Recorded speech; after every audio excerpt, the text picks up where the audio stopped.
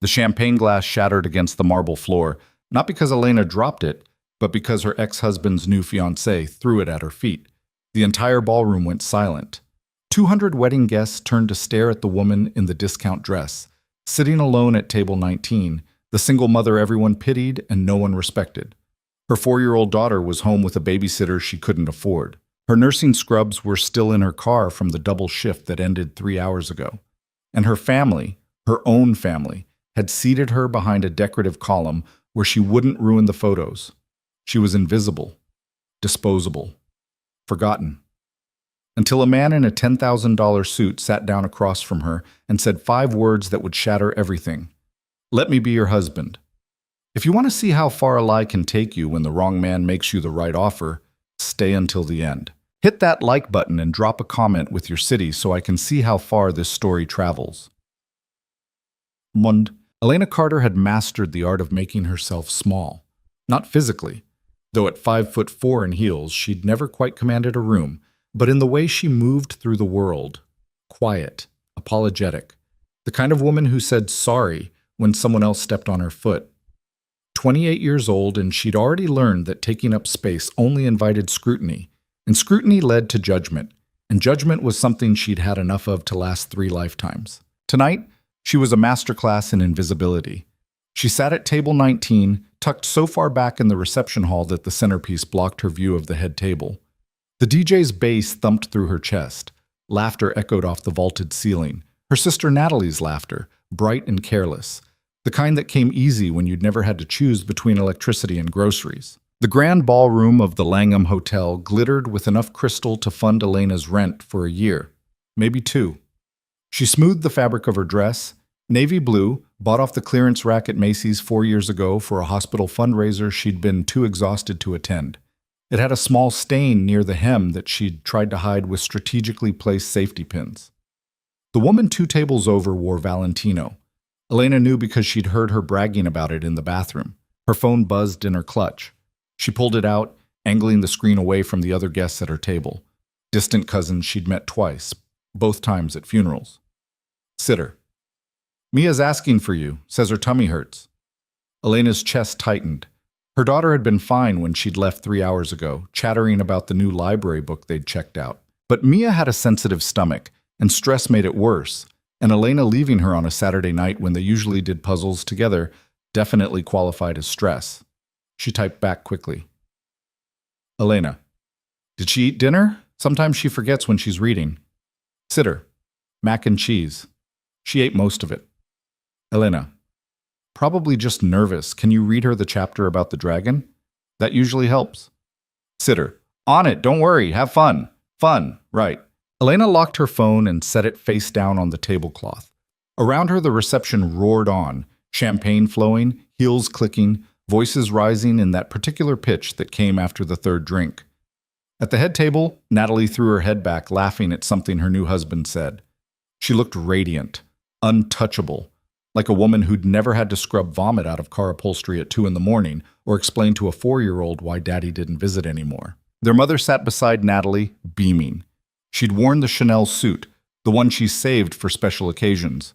She'd told Elena 2 weeks ago that this wedding was a real celebration, unlike Elena's courthouse ceremony 7 years ago when she'd been 3 months pregnant and stupid enough to think love conquered logistics. Elena reached for her water glass and caught a flash of movement near the bar. Marcus. Her ex-husband stood near the top shelf liquor, one arm draped around a woman Elena didn't recognize. Blonde. Younger. Wearing a ring that caught the light every time she gestured, which was often because she seemed to be the kind of person who talked with her hands. Marcus said something, and the woman laughed, high and clear, like wind chimes.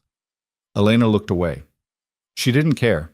She'd stopped caring about Marcus the 3rd time he'd forgotten to pick up Mia from daycare, or maybe the 15th time he'd promised child support and delivered excuses instead. The divorce had been finalized 2 years ago, and she'd only invited him to the wedding because Natalie insisted it would look weird if he wasn't there, and Elena had long since learned that her job in this family was to make things look normal. "Is this seat taken?" Elena glanced up. The woman standing beside the empty chair at her table wore a silver gown that probably cost more than Elena's car. Her smile was polite but distant. the kind of expression people used when they were trying to be nice to someone they'd already dismissed. "No, go ahead," Elena said. The woman sat, smoothing her dress with the precision of someone who'd been taught posture at cotillion. She didn't introduce herself. Within 30 seconds, she was absorbed in her phone, thumbs flying across the screen. Elena took a sip of water. The ice had melted. The glass was warm. On stage, the DJ transitioned into something slow. Couples drifted toward the dance floor, Natalie and her husband first, spinning in a choreographed circle that had clearly been practiced. Their father cut in after the first verse, taking Natalie's hand while her husband stepped aside with exaggerated chivalry that got a laugh from the crowd. Elena's throat felt tight. She remembered her own wedding, the courthouse in Cook County, the clerk who'd mispronounced her name, Marcus in a shirt he'd ironed himself that still had creases in the wrong places. They'd gone to IHOP afterward because it was the only place open, and Elena had been craving pancakes with the desperation that came from growing a human. She'd been so sure back then that love was enough, that wanting something badly enough made it real. She'd been an idiot. Pathetic, isn't she? The voice came from the table behind her, sharp and clear, cutting through the music like a blade. Elena stiffened. "Who? The sister?" Another voice, male this time. "Yeah, I heard she's got a kid." "No husband." "She had a husband," the first voice corrected. "He left her. Can you blame him?" Laughter, low and mean. Elena's fingers tightened around her water glass. She didn't turn around. She kept her eyes forward, her face blank, her breathing even. She'd had years of practice at this. "I heard she's a nurse," the male voice continued. "Works night shifts. Leaves the kid with babysitters. That's what happens when you get knocked up at 21 and think a courthouse wedding counts as a plan." More laughter. Elena stood. She didn't grab her purse, didn't excuse herself, just stood and walked toward the exit with slow, measured steps, her heels clicking against the marble in a rhythm that felt too loud, too obvious, like a drumbeat announcing her retreat. The hallway outside the ballroom was quieter, dimmer. She made it to the restroom and locked herself in a stall before the tears came. She didn't sob. She'd learned early that crying loudly only brought attention, and attention brought questions, and questions required explanations she didn't have the energy to give. Instead, she pressed her palms against her eyes and let the tears slide silently down her cheeks, pooling in the hollow of her collarbone. This was supposed to be fine. She'd known what tonight would be. Her family's condescension, her ex-husband's indifference, the pitying looks from people who remembered her as the girl with potential before she became the woman with problems.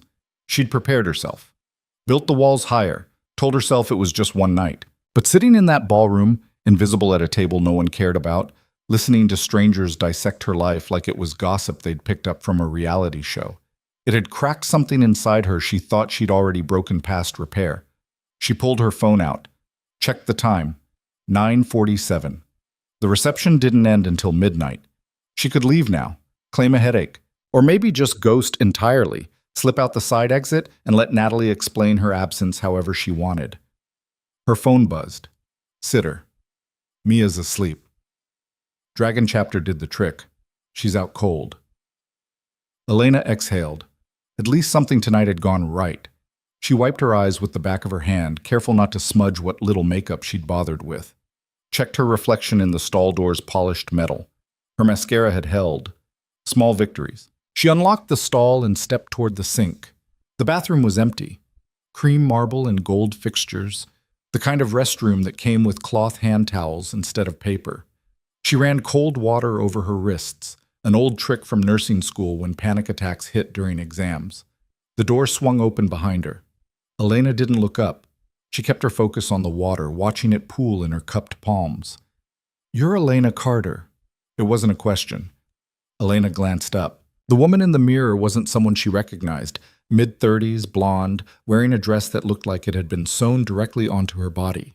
Her expression was unreadable. "Do I know you?" Elena asked. "No, but I know you." The woman stepped closer, heels clicking. "You're Natalie's sister, the one who got pregnant and ruined her life?" Elena finished. "Yeah, that's me." The woman blinked. Then she laughed, short and surprised. "I was going to say the one who works at Children's Memorial. My niece had surgery there last year. You were her nurse." Elena's hand stilled under the water. Emma Rodriguez, the woman continued. She had a tumor removed from her spine. You sat with her the night before the surgery when her parents couldn't stay. Told her stories about a dragon who was afraid of doctors. The memory clicked into place. A 7-year-old girl with dark curls and a stuffed elephant named Peanut. She'd been terrified of the anesthesia mask. Elena had stayed 2 hours past her shift, making up increasingly ridiculous stories until the girl fell asleep smiling. I remember her, Elena said quietly. How is she? Cancer-free, walking, starting 3rd grade in the fall. The woman's expression softened. You made a difference. I wanted to say thank you, but you were gone before we could find you. Elena turned off the water. I'm glad she's okay. My sister talks about you all the time, says you're the reason Emma made it through. The surgeons are the reason she made it through, Elena corrected. I just kept her distracted. You kept her hopeful, the woman said. That's not nothing. For a moment, the bathroom was silent except for the faint hum of ventilation and the distant bass from the ballroom. I should get back, Elena said finally, to that table in the corner where no one's talking to you. The woman's tone wasn't cruel, just honest. You looked miserable out there. Elena didn't deny it. The woman studied her for a beat, then reached into her clutch and pulled out a business card. If you ever want a change of scenery, call me. My firm's always looking for people who give a damn. The pay's better than nursing, and the hours don't destroy your soul. Elena took the card. Sophia Andretti, senior partner, Andretti and Associates. A law firm. Corporate, probably. I'm not a lawyer, Elena said. We need good people in operations, HR, case management, people who know how to handle pressure without falling apart. Sophia smiled. Think about it. She left before Elena could respond. Elena stared at the card. The embossed lettering caught the light. She tucked it into her clutch and dried her hands on one of the absurdly soft towels. When she stepped back into the hallway, the music had shifted again.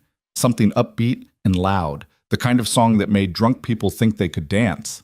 She could see into the ballroom from here. Natalie was on the dance floor with a crowd of bridesmaids, all of them moving in semi-coordinated chaos.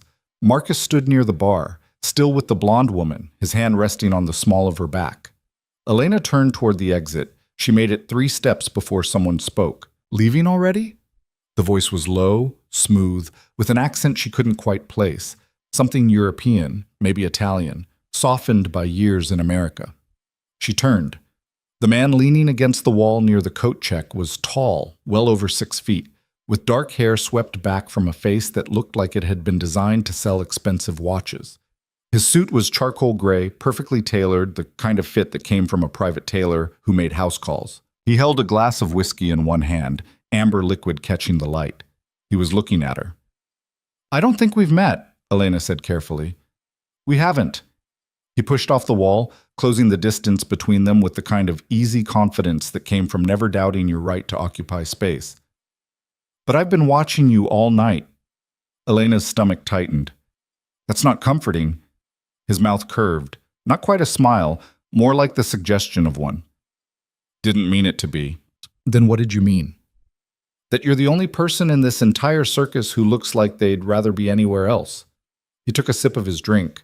And I'm curious why you're still here. It's my sister's wedding. That's not an answer. Elena crossed her arms. I don't owe you an answer. No, he agreed. You don't. They stood there, the noise from the ballroom washing over them. Laughter and music and the clink of glass on glass. He didn't look away. Didn't fill the silence with small talk or excuses. Just waited, like he had all the time in the world and no particular investment in how she chose to spend hers. Who are you? Elena asked finally. Luca Moretti? The name didn't mean anything to her, but the way he said it, flat, without inflection, suggested it should. Are you a friend of Natalie's? No. The groom's? No. Then what are you doing here? I was invited. He swirled the whiskey in his glass. Business associate of your brother-in-law's father. Thought I'd make an appearance, show some respect. And now you're done showing respect? Now I'm bored. He drained the rest of his drink and set the glass on a nearby table. So I'll ask again, why are you still here? Elena hesitated. She didn't know this man. didn't owe him honesty. But there was something about the way he looked at her, direct, unflinching, like he could see past the careful mask she'd spent years perfecting, that made lying feel pointless. Because leaving would give them something else to talk about, she said. They're already talking about you. Her chest tightened. You don't know that. I heard the women at table 7, the ones behind you. His expression didn't change. They weren't quiet. Heat flooded Elena's face. Then you know why I can't leave.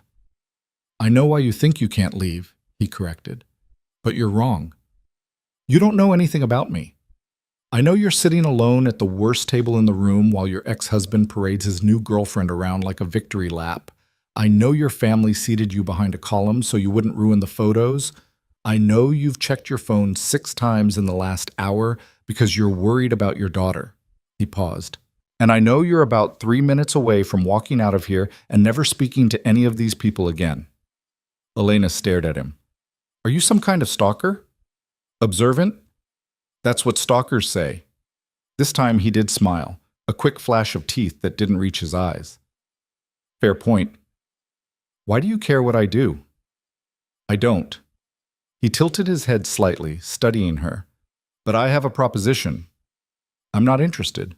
You haven't heard it yet. I don't need to. I'm going home. She turned toward the exit, made it 2 steps before his voice stopped her. What if you didn't have to be invisible anymore? Elena froze. What if, just for tonight, you were the one everyone looked at? He stepped closer, not threatening, just present. What if your ex-husband saw you with someone who made him feel like the small, irrelevant man he is? What if your family had to smile and pretend to be happy for you while their stomachs turned with envy? Elena turned slowly. What are you talking about? Luca Moretti reached into his jacket and pulled out a small velvet box. He opened it. Inside was a ring, diamond, large enough to catch every light in the hallway, set in platinum that gleamed like liquid silver. Be my wife, he said. Elena's heart stopped. Excuse me? For tonight. Just tonight. He held the box steady, his expression unreadable. Walk back into that ballroom on my arm. Let me introduce you as my wife. Let them see you the way I do, worth something. You're insane. Probably. He didn't lower the box. But I'm also serious. Why would anyone? Because I need a wife for tonight, he said simply.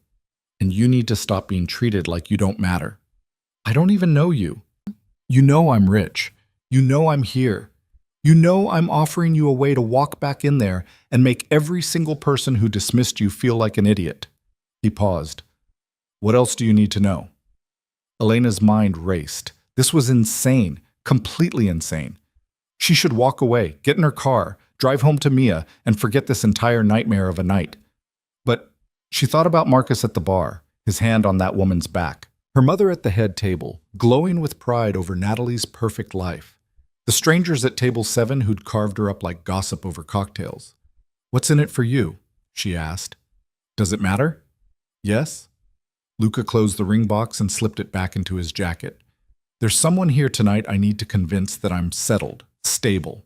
The kind of man who has a wife and a life outside of work. If I walk in alone, I'm just another bachelor with money and no commitments. If I walk in with you, they'll believe you're something you're not. Exactly. He met her eyes. Same as you. Elena's pulse hammered in her throat. This is crazy. It's a transaction. You help me. I help you. No one gets hurt. People always get hurt. Not if we're smart. He extended his hand. What do you say, Elena Carter? Want to stop being invisible? She looked at his hand, at the ballroom doors beyond him, at the life waiting for her on the other side, small, lonely, predictable. She thought about Mia, asleep at home, about the bills on her kitchen counter, about the look on Marcus's face when he told her he was leaving because he needed to find himself, like she was an obstacle instead of a partner. She thought about the woman at table 7 who'd called her pathetic, and she thought just for a second about what it might feel like to matter. Elena took his hand. One night, she said. One night, Luca agreed. He slid the ring onto her finger. It fit perfectly. The ring felt foreign on her finger, heavy and cold, like wearing someone else's life. Elena stared at it as Luca led her back toward the ballroom, his hand resting lightly at the small of her back. The diamond caught every overhead light, throwing fractured rainbows across the marble floor. "You need to stop looking at it like it's a grenade," Luca murmured. "It might as well be. It's a prop, that's all. A prop that probably costs more than my car. Considerably more." His tone was dry. "But that's not the point." Elena forced herself to drop her hand to her side. Her heart hammered against her ribs. This was insane. Completely, irreversibly insane. In approximately 30 seconds, she was going to walk into that ballroom and lie to everyone she'd ever known, pretend to be married to a man whose last name she'd learned 5 minutes ago, let him parade her around like some kind of trophy while her family watched and her ex-husband choked on his overpriced bourbon. She should turn around, give him back the ring, go home. But her feet kept moving forward. Luca pushed open the ballroom doors. The music hit them first, something loud and bass-heavy that made conversation require shouting. Then the lights, the crowd, the overwhelming sensory assault of 200 people celebrating someone else's happiness. Elena's stomach twisted. "Breathe," Luca said quietly. "I am breathing." "No, you're hyperventilating. There's a difference." He guided her toward the bar, his movements smooth and unhurried like they had all the time in the world. "We're going to get you a drink, something strong. Then we're going to make our entrance." "Our entrance? You thought we'd just slip in quietly?" He almost smiled. "Where's the fun in that?" The bartender, a young guy with slicked back hair and a vest that matched the wedding colors, nodded at Luca with the kind of deference that suggested prior acquaintance, or maybe just recognition of expensive tailoring. "Whiskey? Neat?" Luca said. "And for the lady, gin and tonic," Elena interrupted. "Double." The bartender's eyebrows rose fractionally, but he didn't comment, just reached for the bottles with practiced efficiency. Luca leaned against the bar, angling himself so he could watch the crowd. "You drink gin?" "Not usually, but tonight doesn't feel like a usual kind of night." "Fair assessment." The bartender slid their drinks across the polished wood. Elena picked hers up and downed half of it in one swallow. The gin burned going down, sharp and botanical, cutting through the anxiety that had taken up residence in her chest. Luca watched her with something that might have been amusement. "Better?" "Not even a little bit." "You'll get there." He lifted his own glass, studying the amber liquid like it held answers. "You ready?" "No." "Perfect. Let's go." He offered his arm. Elena hesitated for half a second, then slipped her hand through the crook of his elbow. The fabric of his suit was softer than anything she'd ever touched, some kind of blend that probably required dry cleaning and cost more per yard than she made in a week. They moved into the crowd. It didn't happen all at once. The noticing. It started with a woman near the dance floor whose gaze snagged on the ring and went wide. Then a man in a silver tie who did a double take when he saw Luca. Then another, and another. Like dominoes falling in slow motion, heads turned, conversation stuttered. Someone dropped a champagne glass and it shattered against the marble with a sound like breaking ice. Elena's grip on Luca's arm tightened. "Easy," he murmured. "You're doing fine." Everyone staring. That's the idea. They were 10 feet from the head table when Elena's mother looked up. Her expression went through several rapid transformations. Confusion, recognition, shock, and finally something that looked almost like panic. She said something to Elena's father, who turned in his seat with the kind of deliberate slowness that suggested he didn't believe what he was seeing. Natalie's mouth actually fell open. Luca stopped directly in front of the head table. He didn't release Elena's arm, didn't step back to create distance, just stood there, solid and unmovable, like a man who'd never questioned his right to exist in any space he chose. "Congratulations," he said to Natalie. His voice carried, despite the music, smooth, cultured, the kind of accent that made everything sound vaguely sophisticated. "Beautiful ceremony." Natalie blinked. Thank you. I'm sorry, do we—" "Luca Moretti." He extended his free hand. Natalie took it automatically, still looking dazed. "Business associate of your father-in-law. We met briefly during the cocktail hour." "Right, yes, of course." Natalie's eyes slid to Elena, then to the ring on her finger, then back to Luca like she was trying to solve an equation that didn't add up. "I didn't realize you knew my sister." We've been together for a while now, Luca said easily, though Elena's been keeping me a secret. Says she doesn't like to mix family and personal life. Elena's mother made a sound like a small animal being strangled. Together, their father repeated. His voice had the flat, careful quality of a man trying very hard not to lose his temper in public. As in, married, Luca supplied. He lifted Elena's hand, letting the ring catch the light. 3 months ago. Small ceremony, just the two of us. You know how it is. When you know, you know. The silence that followed was so complete, Elena could hear her own heartbeat. Natalie recovered first. She always did.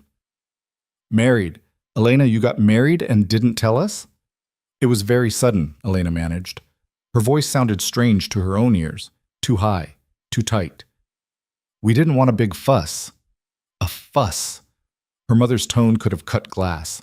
Your own wedding isn't a fuss, Elena. It's a milestone. A family celebration. We celebrated, Luca said mildly. Just the two of us. Very romantic. Elena's father set down his champagne glass with enough force to make the silverware rattle. And what exactly do you do, Mr. Moretti? Import-export primarily, some real estate, a few other ventures. Luca's expression gave away nothing. I keep busy. Import-export. Her father's jaw worked.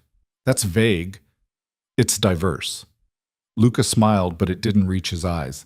I prefer to keep my professional interests varied. More stability that way.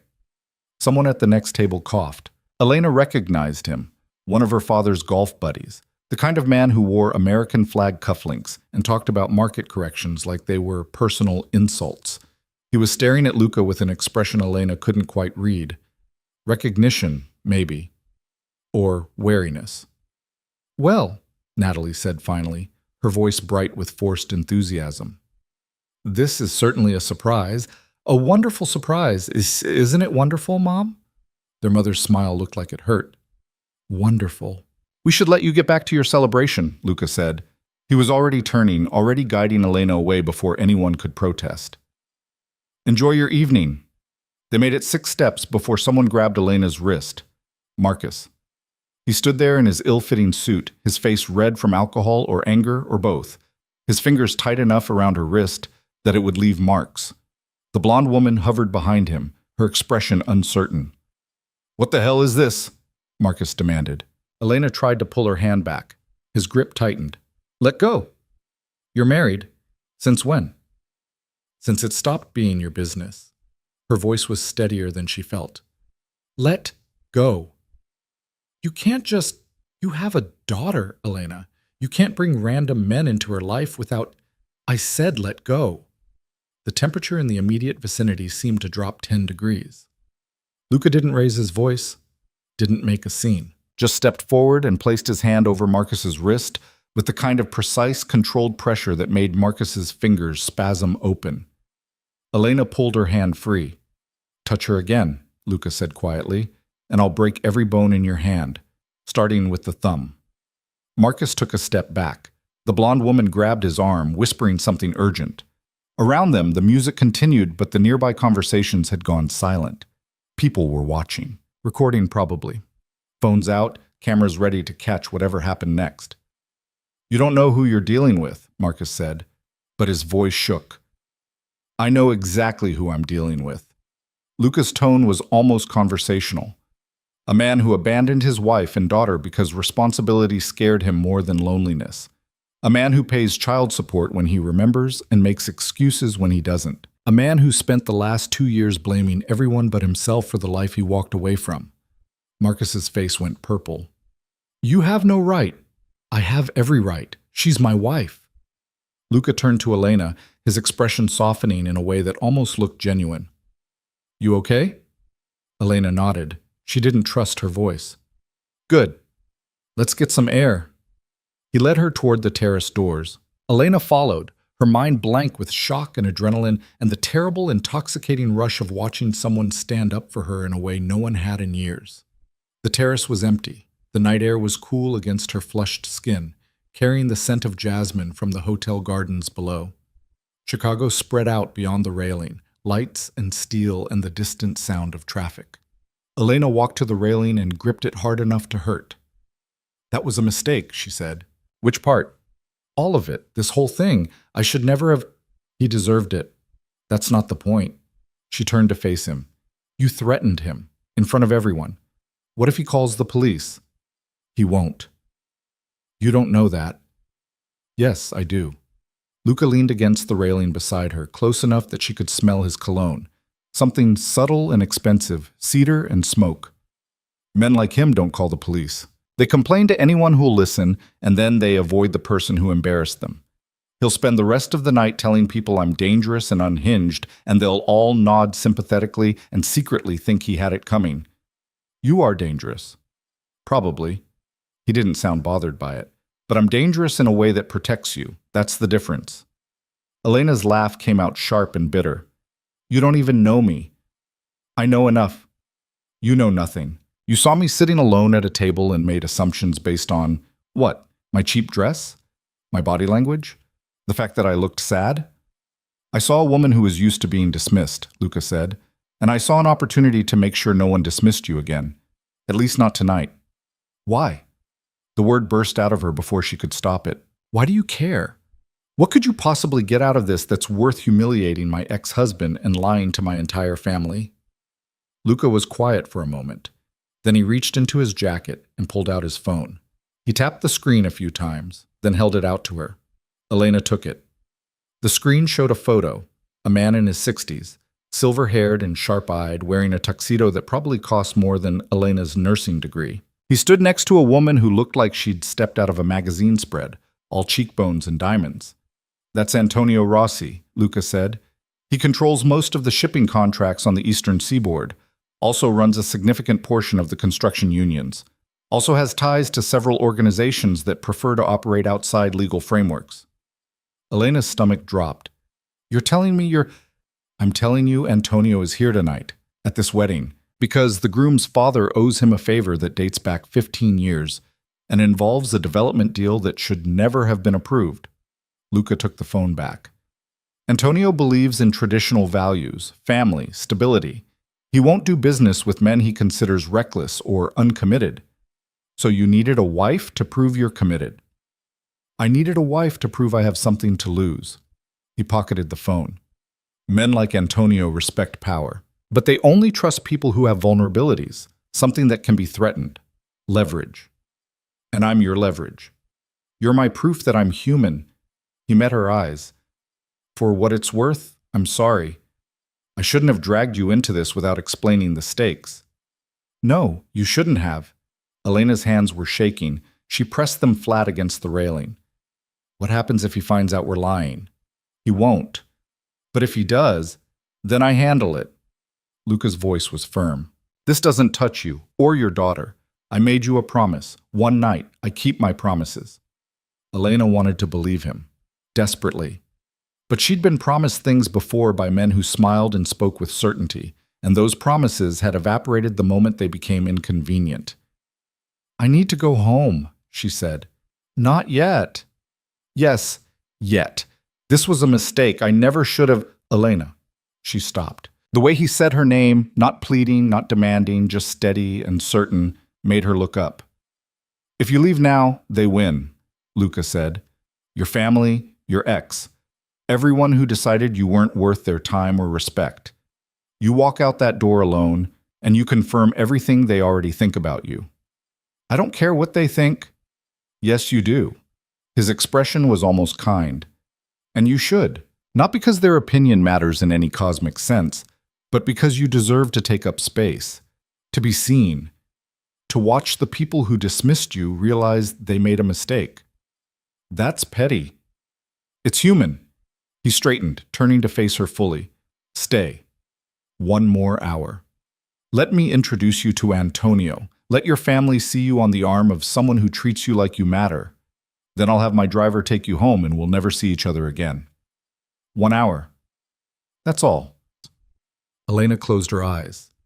Thought about Mia, asleep in her bed with her dragon book on the nightstand.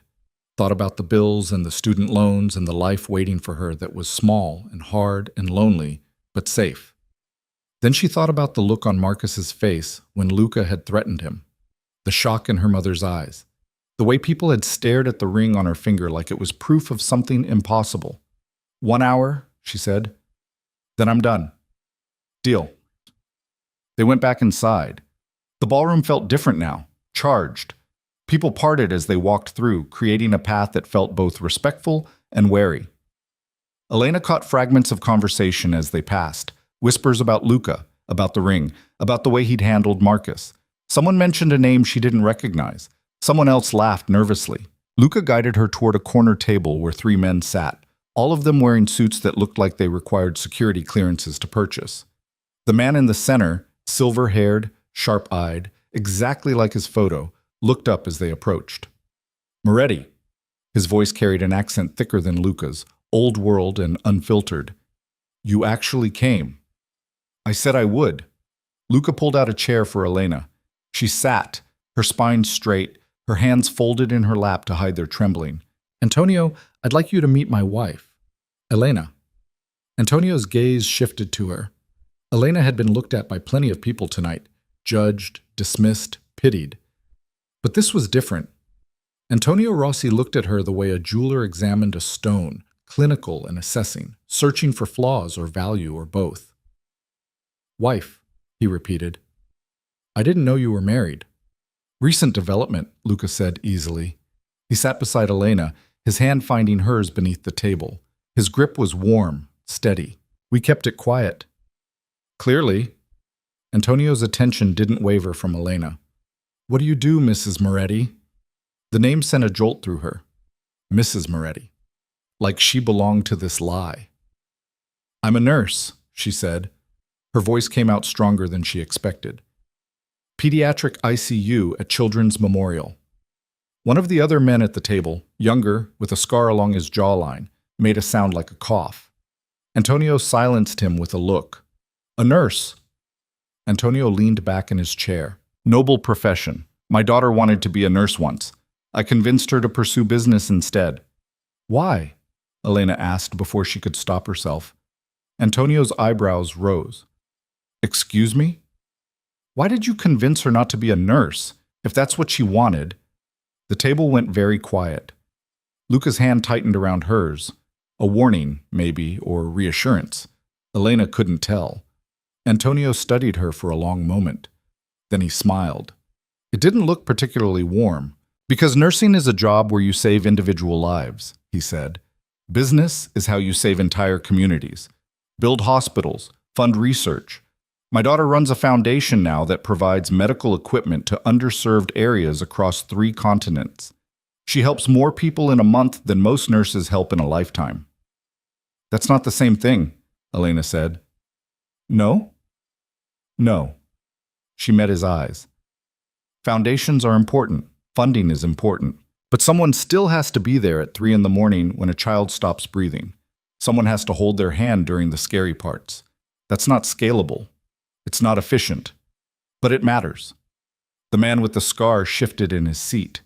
The third man at the table, older with salt and pepper hair, watched Elena with an expression she couldn't read. Antonio's smile widened.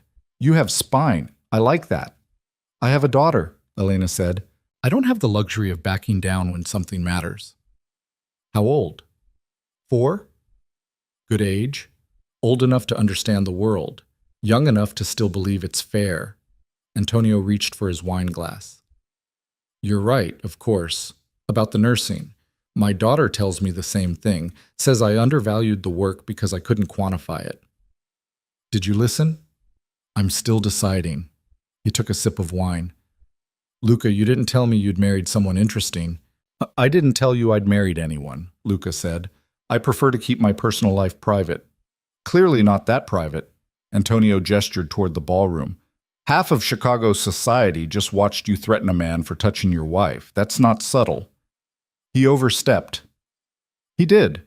And you handled it. Antonio set down his glass. I appreciate a man who protects what's his. Elena's jaw tightened at the phrasing, what's his? But she kept her mouth shut. This wasn't her fight. This was Luca's world. Luca's deal. Luca's whatever the hell this was that she'd agreed to be a prop for. We should discuss the shipping contracts, one of the other men said. The one with salt and pepper hair. His voice was smooth, professional, like they were sitting in a boardroom instead of a wedding reception. Antonio waved a hand dismissively. Later. Tonight is for celebration. Of course. The man subsided. Antonio turned back to Elena. Tell me, Mrs. Moretti, what does your daughter think of her new stepfather? Elena's heart stopped. She hadn't thought about this. Hadn't planned for this. Mia didn't know about Luca. Couldn't know about Luca. This whole thing was supposed to be contained. One night, one lie, and then back to real life where her daughter was safe and protected from the chaos Elena kept creating. She hasn't met him yet, Elena said carefully. Antonio's expression sharpened. No? Why not? We wanted to establish our relationship first, Luca cut in smoothly. Make sure the foundation was solid before involving a child. Kids are perceptive. They pick up on uncertainty. Smart. Antonio nodded approvingly. Too many people rush these things. Introduce children to partners who won't last. Causes confusion, instability. Exactly, Luca agreed. Elena wanted to scream, or laugh, or both. The absurdity of it, sitting here with a crime boss and two associates who probably had bodies buried somewhere, discussing parenting philosophy like they were at a PTA meeting. When do you plan to tell her? Antonio pressed. Soon, Elena said, because what else could she say? We're just waiting for the right time. Don't wait too long. Children need structure, clear expectations. Antonio pulled out his phone and tapped the screen. I'm sending you my daughter's contact information. She runs a program for children of blended families. Helps with the transition. You should reach out. Elena's phone buzzed in her clutch. She pulled it out. Sure enough, a contact card. Maria Rossi, with a phone number and email address. Thank you, Elena managed. Family is everything, Antonio said. You protect it. Nurture it. That's what separates us from animals. The man with the scar coughed again. This time, Antonio ignored him. I should check on the bride, Elena said abruptly. She needed air, space, something other than this conversation that was spiraling into territory she couldn't navigate. Excuse me? She stood. Luca started to rise as well, but she touched his shoulder, a silent request to stay. He settled back into his chair, though his eyes tracked her as she walked away. Elena made it to the hallway before her knees went weak. She leaned against the wall, breathing hard. Her phone buzzed again. Not Antonio this time, the babysitter. Sitter. Mia woke up asking for water. She's fine, but wanted me to tell you she loves you. Elena typed back with shaking fingers. Elena, tell her I love her too. I'll be home soon. Sitter. No rush, we're good here. Elena closed her eyes. What was she doing? She was a pediatric nurse, a single mother, a woman who bought her clothes on clearance and drove a car with a check engine light that had been on for 6 months. She had no business sitting at a table with men who talked about shipping contracts and blended families while their eyes promised violence to anyone who crossed them. She needed to end this. Now, before it got any worse. There you are. Elena's eyes snapped open. Natalie stood in the hallway, her wedding dress shimmering under the lights, her expression unreadable. I was just hiding? Natalie crossed her arms. Yeah, I figured. I wasn't hiding. Elena, I've known you for 28 years. I know when you're hiding. Natalie stepped closer. What the hell is going on? Who is that man? I told you, my husband. Bullshit. Elena flinched. Natalie almost never swore. You didn't get married, Natalie continued. You would have told me. We talk every week. You would have said something. We're not that close anymore, Nat. Because you keep pushing me away. Every time I try to help, you shut me out. Every time I ask how you're doing, you say fine and change the subject. Natalie's voice cracked. But now you show up to my wedding with some stranger wearing a ring that costs more than a car and I'm supposed to just… What? Smile and pretend this is normal? I didn't want to steal your spotlight. I don't care about the spotlight. I care about you lying to me. They stared at each other. The music from the ballroom thumped through the walls, muffled and distant. I'm sorry, Elena said finally. I should have told you. Told me what? The truth or the lie you're trying to sell everyone else? Elena didn't answer. Natalie's expression softened. Elena, please. Whatever this is, whoever he is, you can tell me. I'm your sister. You're the sister who seated me behind a column so I wouldn't ruin the photos. Natalie looked like she'd been slapped. That wasn't... Mom did the seating chart. I didn't... But you didn't change it. Because I thought you wouldn't care. You always say you hate being the center of attention, that you'd rather blend into the background. There's a difference between blending in and being hidden. Natalie's eyes filled with tears. I didn't mean to hurt you. I know. Elena's throat felt tight. But you did. Then let me fix it. Tell me what's going on, please. For a moment, Elena almost did. Almost told her everything. The fake marriage, the ring, Luca's deal with Antonio Rossi, the whole impossible mess she'd walked into. But then she thought about Natalie's perfect life, her perfect husband, the perfect wedding where everything went according to plan. She thought about how her sister would try to help and end up making it worse, the way she always did when she tried to fix Elena's problems. It's complicated, Elena said. Then uncomplicate it. I can't. Why not? Because you wouldn't understand. Natalie stepped back like she'd been shoved. Wow. Okay, that's... Okay. Natalie, no, you're right. I wouldn't understand because I'm just the shallow sister who cares about table settings and seating charts and making sure everything looks perfect. Her voice was bitter. I couldn't possibly understand what it's like to feel trapped or desperate or alone. That's not what I meant. Yes, it is. Natalie wiped her eyes, careful not to smudge her makeup. You've always thought I had it easy, that my life was handed to me while you had to fight for everything. But you know what, Elena? You're not the only one who struggled. You're just the only one who wears it like a badge of honor. She turned and walked back toward the ballroom before Elena could respond. Elena stood in the empty hallway, her chest tight, her eyes burning with tears she refused to let fall. Her phone buzzed. Luca. Antonio wants to leave. He's asking to say goodbye to you. Elena wanted to throw the phone against the wall. Instead, she typed back. Elena, I'll be there in a minute. She smoothed her dress, checked her reflection in the darkened window across the hall, fixed her lipstick with fingers that barely shook. Then she walked back into the ballroom like a woman who belonged there. Antonio Rossi stood near the coat check with the two men who'd been sitting at his table, all three of them watching her approach with expressions that ranged from curious to calculating. Elena forced her spine straight, her shoulders back, her face into something that hopefully resembled composure rather than the panic clawing at her insides. Luca materialized at her elbow before she reached them, his hand finding the small of her back in a gesture that was becoming familiar. Too familiar. Sorry, Elena said to Antonio. Family emergency? Nothing serious, I hope. Just wedding drama. You know how it is. Antonio's mouth curved. I have 3 daughters. I know exactly how it is. He extended his hand and Elena shook it, his grip firm but not crushing.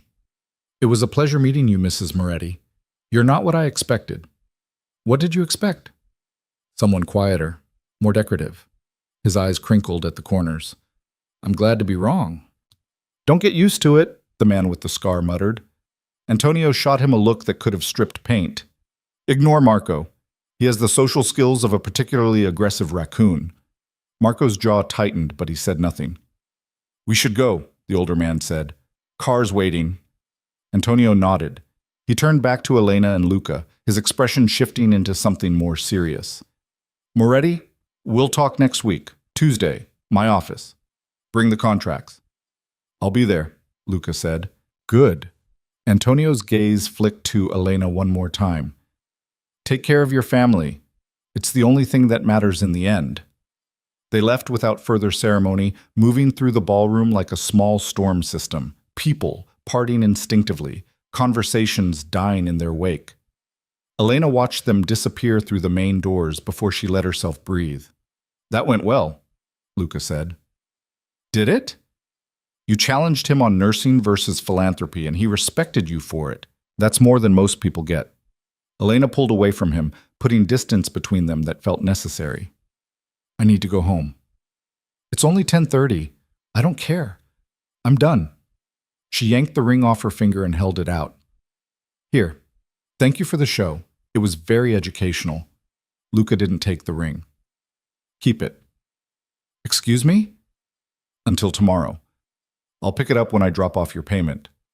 Elena stared at him. Payment? For your time tonight. We had an arrangement. I don't want your money. You helped me close a business deal worth 8 figures. You're getting paid. He pushed the ring back toward her hand. Consider it a consulting fee. I didn't consult anything. I sat at a table and lied to a crime boss about being your wife. Exactly. That's worth at least 50,000. The number hit her like cold water. 50? You're insane. I'm practical. You have a daughter, bills, student loans, probably. You work night shifts because the pay differential helps cover daycare. His expression was matter of fact. Take the money. Use it however you want. Pay off debt. Take a vacation. Put it toward your daughter's college fund. Elena wanted to throw the ring at him, wanted to tell him to take his money and his assumptions and his perfectly tailored suit and disappear from her life forever. But $50,000, that was a year's worth of rent. Mia's preschool through kindergarten. The dental work Elena had been putting off because her insurance didn't cover crowns. She closed her fist around the ring. Tomorrow, she said, then we're done. Tomorrow, Luca agreed. She turned to leave and almost walked directly into her mother. Her mother stood in the middle of the hallway wearing an expression Elena had seen before, usually right before a lecture about responsibility or appropriate life choices or why couldn't Elena be more like Natalie. Her father hovered behind her, looking uncomfortable in the way men did when they knew a fight was coming but had no idea how to stop it. We need to talk, her mother said. Not now, Mom. Yes, now. Her mother's voice had that edge to it, sharp and cold. You show up to your sister's wedding with a husband no one's ever heard of, wearing a ring that costs more than most people make in a year, and you think you can just walk out without explaining yourself? I don't owe you an explanation. You're my daughter. You absolutely owe me an explanation. I'm 28 years old. I stopped owing you explanations when I moved out. Her mother's mouth thinned. Don't be childish. Childish, Elena laughed, the sound bitter. Right, because wanting privacy is childish, but seating me behind a column at my own sister's wedding is perfectly mature. That wasn't personal. Everything you do to me is personal, Mom. You've been punishing me for getting pregnant since the day I told you about Mia. That's not fair. Isn't it? You've spent 7 years making sure I know I'm a disappointment, that I ruined my life. That if I'd just listened to you, if I'd just been smarter, better, more like Natalie, then maybe I wouldn't be a single mother working night shifts and living in a one-bedroom apartment. Her mother's face went pale. I never said any of that. You didn't have to. You say it every time you look at me. Elena's voice cracked. Every time you introduce me to your friends and mention I'm a nurse like it's an apology. Every time you ask if I'm seeing anyone and look disappointed when I say no. Every time you compare me to Natalie and find me lacking. Elena. Her father stepped forward, his hand raised like he could physically stop the conversation from continuing. Your mother loves you. We both do. We just want what's best for you. No, you want me to fit into the version of my life you think I should have. The one where I didn't get pregnant, didn't marry Marcus, didn't end up as a cautionary tale you tell at dinner parties. Elena wiped her eyes angrily. But this is my life. This is what I have, and I'm done apologizing for it. We're not asking you to apologize, her mother said quietly. We're asking you to be honest with us. Who is he, Elena? Really? Elena opened her mouth, closed it. The truth sat on her tongue. He's no one. It's fake. The whole thing is a lie I agreed to because I was tired of being invisible. But the words wouldn't come. Because standing here, watching her mother's carefully controlled expression and her father's helpless concern, Elena realized something. They didn't deserve the truth. They'd spent years making her feel small, forgettable, like her struggles were character flaws instead of circumstances. And tonight, for the first time in longer than she could remember, people had looked at her like she mattered, like she was worth noticing, worth protecting, and it felt good. It felt better than good. It felt like power. His name is Luca Moretti, Elena said. We met 6 months ago, got married 3 months ago, and he treats me better than anyone in this family has in years. Her mother flinched. That's not... I'm leaving now. Tell Natalie congratulations from me. Elena walked past them before either could respond. Her heels clicked against the marble floor, steady and sure.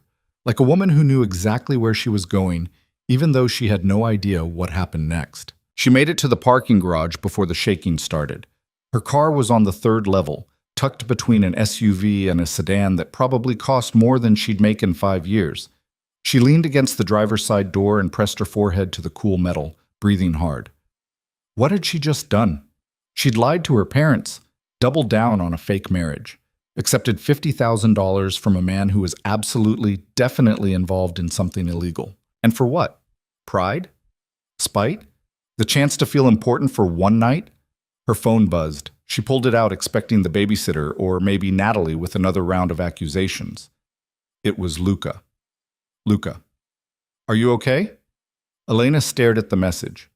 3 words, simple, direct, and somehow more concerned than anyone in her family had shown all night. She typed back before she could overthink it. Elena, I don't know. 3 dots appeared, disappeared, appeared again. Luca, where are you? Elena, parking garage. Luca, stay there, I'm coming to you. Elena, you don't have to. Luca, stay there. Elena locked her phone and slid down the car door until she was sitting on the concrete. Her dress pooled around her like a deflated parachute. The ring was still on her finger. She'd forgotten to take it off. Footsteps echoed through the garage.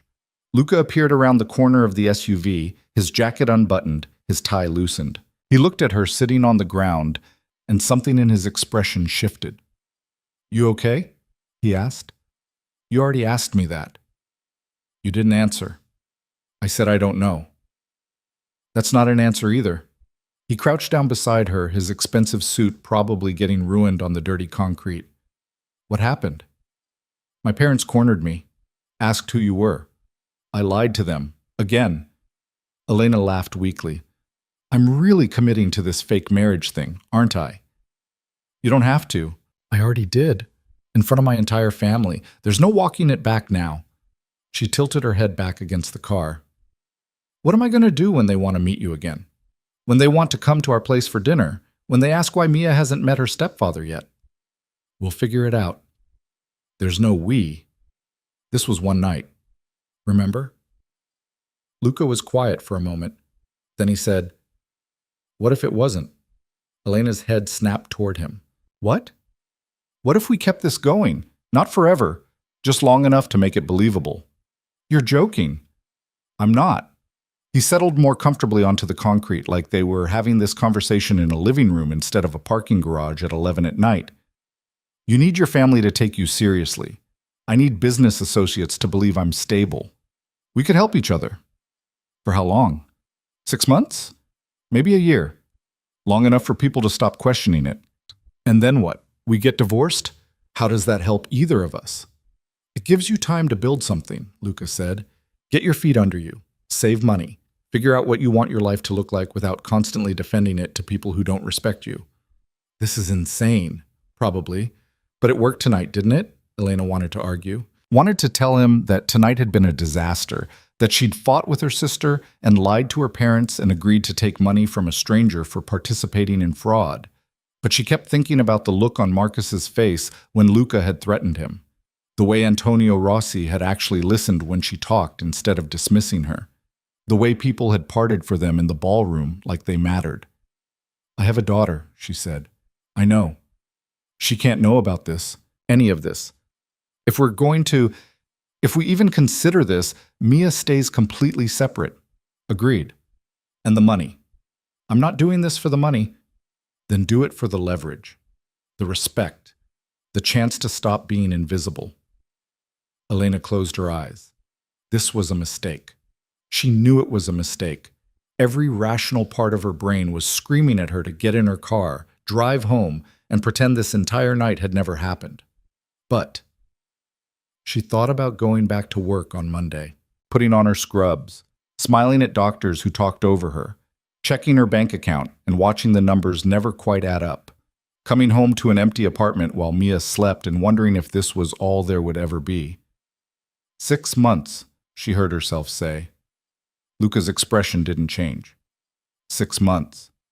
And we need rules, boundaries. This is a business arrangement, nothing else. Of course. I mean it, Luca. I'm not looking for a relationship. I'm not looking for anything except a way to get my family off my back and maybe save enough money to give Mia a decent life. Understood. Elena studied his face, looking for deception or ulterior motives or whatever it was men like him hid behind expensive suits and easy smiles. But all she saw was calculation, interest, the same expression he'd probably worn when he negotiated shipping contracts or real estate deals or whatever else filled his days. "Why are you really doing this?" she asked. "I told you." "No, the real reason, not the business excuse. Why does Luca Moretti need a fake wife badly enough to offer a stranger $50,000 and a 6-month arrangement?" He was quiet for so long she thought he wasn't going to answer. Then he said, "Because I'm tired of being alone." The honesty of it hit her harder than any lie could have. "I have money," Luca continued, "power, respect, every material thing a person could want. And I go home to an empty apartment every night and eat takeout in front of my laptop while I answer emails from people who want something from me." He looked at her. "I'm not asking you to fix that. I'm just asking you to make it look like someone gives a damn whether I exist outside of what I can do for them." Elena understood that. Maybe too well. "Okay," she said. "Okay?" 6 months. Business arrangement. Separate lives except when we need to make appearances. She held out her hand. "Deal?" Luca shook it. His grip was warm, firm, exactly like it had been when he'd first offered her this impossible bargain. "Deal," he said. They sat there on the concrete for another moment, the fluorescent lights humming overhead, the city noise filtering up from the streets below. Then Luca stood and offered her his hand. Elena took it, let him pull her to her feet. Her dress was wrinkled and probably dirty. Her makeup was definitely smudged. She felt exhausted down to her bones. "I should go home," she said. "Check on Mia. I'll follow you. Make sure you get there safely." "That's not necessary." "It is if we're doing this." He pulled out his phone. "Give me your address." Elena recited it, watched him type it into his GPS. A small part of her brain registered that she was giving a near stranger her home address, inviting him into the one space that was supposed to be safe and separate from all of this. But a larger part, the part that had been running on empty for years, was too tired to care. She got in her car and drove. Luca followed 3 car lengths behind, his black sedan visible in her rear-view mirror the entire way. The city lights blurred past. Traffic was light this time of night, just a few cars and the occasional cab. Elena's mind felt blank, like she'd used up all her emotional capacity and had nothing left except the mechanical process of driving. Her apartment building was in Logan Square, a converted factory with exposed brick and industrial windows that the landlord called historic character, and Elena called impossible to heat in winter. She pulled into her assigned spot in the back lot. Luca parked beside her. "This is me," Elena said, climbing out of her car. Luca surveyed the building. If he had opinions about the graffiti on the dumpster or the broken light over the back entrance, he kept them to himself. "What floor?" he asked. "3rd, why?" "Just want to know." He glanced at the windows. "Fire escape?" "Yeah, why does that matter?" "It doesn't, probably." He turned back to her. "I'll have the money transferred tomorrow. You have Venmo?" "Luca, I don't want it." "Elena." His voice was gentle but firm. "We have an arrangement now, which means you get paid for your time. That's non-negotiable." She wanted to argue, but $50,000. That number kept echoing in her head like a prayer. "Fine," she said, "but not all at once. That'll raise questions with the bank. I'll break it into installments, $10,000 a month for 5 months. That's only 50. The extra 50 comes later, when we're done." He pulled out a business card and handed it to her. "My number. Call me if you need anything. And I mean anything. If your ex bothers you, if your family gets pushy, if you need me to make an appearance somewhere, that's what this arrangement is for." Elena took the card.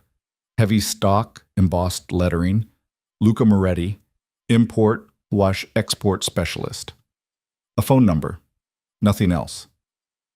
"What do I tell people when they ask about you?" she said. "The truth. We met 6 months ago, got married quietly. We're private people." "And when they want details?" "Make them up. I trust your judgment." He checked his watch. "I should go. You need sleep. And your daughter's probably going to wake you up early. She always does. Elena hesitated. Thank you for tonight, for not making me feel like an idiot for agreeing to this. You're not an idiot. You're someone who saw an opportunity and took it. That's smart. Or desperate. Sometimes those are the same thing. He started toward his car, then stopped. Elena? Yeah? You did good tonight, with Antonio, with your family, with all of it. He smiled, brief and surprisingly genuine. See you soon, Mrs. Moretti. He got in his car and drove away, taillights disappearing around the corner. Elena stood in the parking lot for a long moment, the business card in one hand, the ring still on her finger. Then she went inside. The babysitter was asleep on the couch, her phone still in her hand. Elena paid her and called her a cab, keeping her voice low so she wouldn't wake Mia. Once the girl was gone, Elena locked the door and leaned against it. Her apartment looked exactly the same as when she'd left it 4 hours ago. Same worn furniture. Same stack of bills on the kitchen counter. Same crayon drawings stuck to the fridge with alphabet magnets. But somehow it felt different, smaller. Like she'd seen something bigger out there and now the walls were closing in. She kicked off her heels and padded down the hall to Mia's room. Her daughter slept curled on her side, one arm wrapped around a stuffed elephant that had seen better days. Her breathing was soft and even. The dragon book sat on the nightstand, bookmarked with a folded piece of paper. Elena sat on the edge of the bed and smoothed Mia's hair back from her forehead. Her daughter didn't wake. She never did. Once Mia was out, she slept like the dead until her internal alarm went off at 6:30. I'm doing something really stupid, Elena whispered, or really smart. I can't tell which. Mia made a small sound in her sleep and rolled over. Elena stayed there for another few minutes, watching her daughter breathe, memorizing the curve of her cheek and the way her eyelashes rested against her skin. This was what mattered. This was the only thing that mattered. Everything else, the money, the arrangement, the fake marriage, was just a means to an end. She hoped. Elena stood and walked back to her bedroom. She peeled off the dress and hung it in the closet, knowing she'd probably never wear it again. The ring sat heavy on her finger.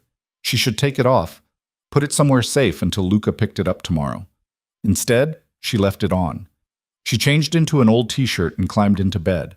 Her phone showed 3 missed calls from Natalie and 2 texts from her mother. She ignored both. Tomorrow she'd deal with the fallout.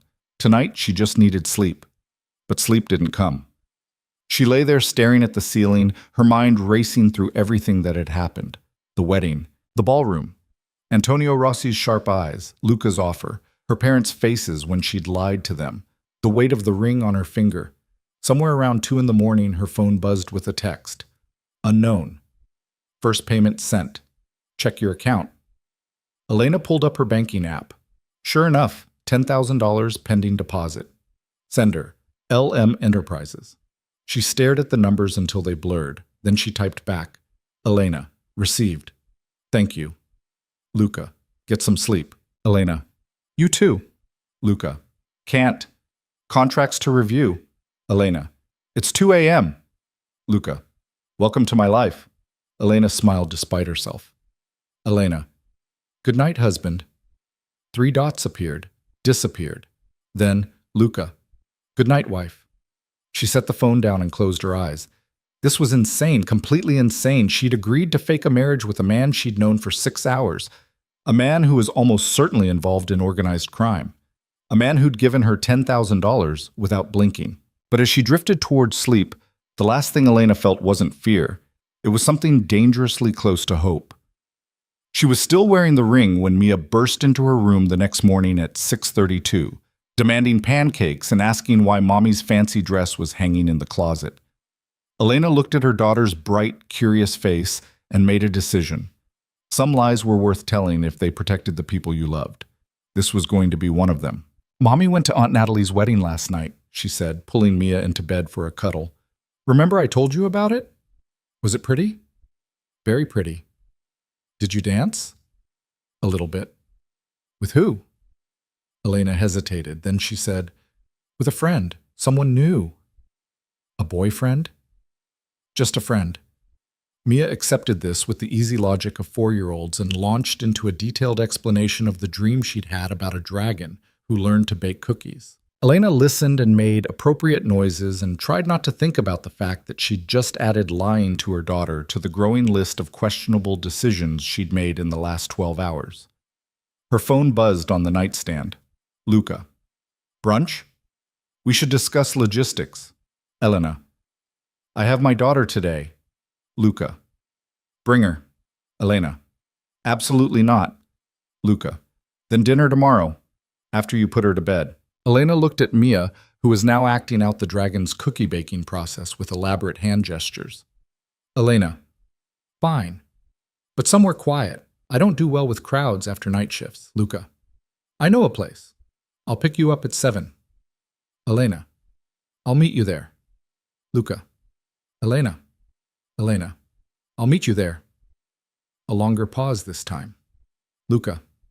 Fine. Sending address. An hour later, after pancakes and cartoons and a minor crisis when Mia couldn't find her favorite hair ribbon, Elena's phone rang. Unknown number. She almost didn't answer. Then she remembered, wife now, fake or not, which meant people might actually call her. Hello? Mrs. Moretti? A woman's voice, professional and crisp. This is Maria Rossi. My father gave me your number. Elena's stomach dropped. Oh, hi. I hope I'm not calling too early. I wanted to reach out about the family transition program I mentioned. Well, my father mentioned. On my behalf. Maria laughed. He does that. Volunteers me for things without asking first. He seems like that type. You have no idea. Papers rustled in the background. Anyway, I know you just got married and you have a daughter from a previous relationship. That can be really complicated, especially when the child hasn't met the new partner yet. We're taking it slow, Elena said carefully. Smart. That's exactly what the program encourages. We have some really great resources, books about blended families, therapists who specialize in helping kids adjust, even support groups for parents navigating these situations. Elena didn't know what to say. This was spinning out of control faster than she could track. I appreciate that, she managed. But we're really okay right now. Of course. I just wanted you to know the options there. My father speaks very highly of Luca, and anyone Luca cares about is someone I'm happy to help. Thank you. Oh, and one more thing. We're having a family dinner next month. Just close friends and family. Very casual. My father would love it if you and Luca could come. Bring your daughter if you'd like. My kids will be there. Elena's throat went dry. A family dinner. I know it sounds intimidating, but I promise we're not as scary as my father pretends to be. Well, most of us aren't. Maria laughed again. Think about it. I'll send you the details. She hung up before Elena could refuse. Elena stared at her phone, then at the ring on her finger, then at Mia, who was currently using the couch cushions to build what she claimed was a dragon castle. 6 months, she'd said. 6 months, and then they'd go their separate ways. Looking at her phone, at the dinner invitation from a crime boss's daughter, Elena had the sinking feeling that 6 months was going to feel a lot longer than she'd anticipated. The restaurant Luca chose was in the West Loop, tucked between a gallery and a boutique hotel with a name Elena couldn't pronounce. She'd driven past it 3 times before spotting the unmarked entrance, just a black door with brass numbers and a single light overhead. Elena checked her reflection in the rearview mirror one more time. She'd gone with simple, black pants, a cream blouse, minimal makeup. Nothing that screamed, trying too hard. She'd left Mia with the same babysitter from Saturday night, a college student named Beth who was saving up for a study abroad program, and didn't ask questions about where Elena was going or why. She locked the car and approached the door. Before she could knock, it swung open. A man in a suit that probably cost more than her monthly rent looked her up and down. Mrs. Moretti? Elena's stomach lurched at the name. Yes. Right this way. The interior was all dark wood and soft lighting, the kind of place where conversations happened in low voices and phones stayed in pockets. A handful of tables, most of them empty. Classical music played from hidden speakers, something moody and instrumental. Luca sat at a corner table, his attention on his phone. He looked different out of the wedding context. Still expensive, still put together, but somehow more relaxed. His jacket hung on the back of his chair. His sleeves were rolled to his elbows. He glanced up when Elena approached and stood immediately. Old-fashioned manners that felt both charming and slightly ridiculous. "You found it," he said. "Barely. You couldn't have picked somewhere with a sign?" "Privacy matters." He pulled out her chair. "How's your daughter?" "Asleep." "How are your shipping contracts?" His mouth twitched. "Persistent." A waiter appeared, silent, efficient, and set down 2 menus bound in leather. Elena scanned the options. No prices. That was never a good sign. "Order whatever you want," Luca said, clearly reading her expression. "It's on me." "This whole thing is on you. That's kind of the problem." "Is it?" Elena set down the menu. "I've been thinking about this arrangement, about what it actually means. And I think we need clearer boundaries, rules we both agree to." "I'm listening." The waiter returned. Luca ordered wine, something Italian with a name Elena didn't catch, and an appetizer she also didn't recognize. Elena asked for water and the first entree on the menu that looked like actual food. Once the waiter left, Luca leaned back in his chair. "So, rules. First, Mia stays completely separate from this. She doesn't meet you, she doesn't hear about you. As far as she's concerned, nothing in her life has changed." "Agreed." "Second, we only see each other when absolutely necessary. Family events, business functions, whatever appearances we need to keep up. But we're not friends, we're not dating, this is transactional." "Understood." "Third, if either of us wants out, we're out. No questions, no negotiations. We give each other 2 weeks' notice to create a plausible breakup story, and then we're done." Luca considered this. What if one of us wants out in the middle of something important? A business deal, a family event? Then we suck it up for that one thing and split immediately after. "Fair." He pulled out his phone and opened a notes app. "Anything else?" "Yeah, what exactly do you do?" He looked up. "Excuse me?" "Your job." Import-export is vague to the point of meaningless. If I'm going to pretend to be married to you, I should probably know what you actually do for a living. I import goods from Europe and Asia, sell them to American retailers, also own some commercial properties around the city. That's still vague. It's intentionally vague.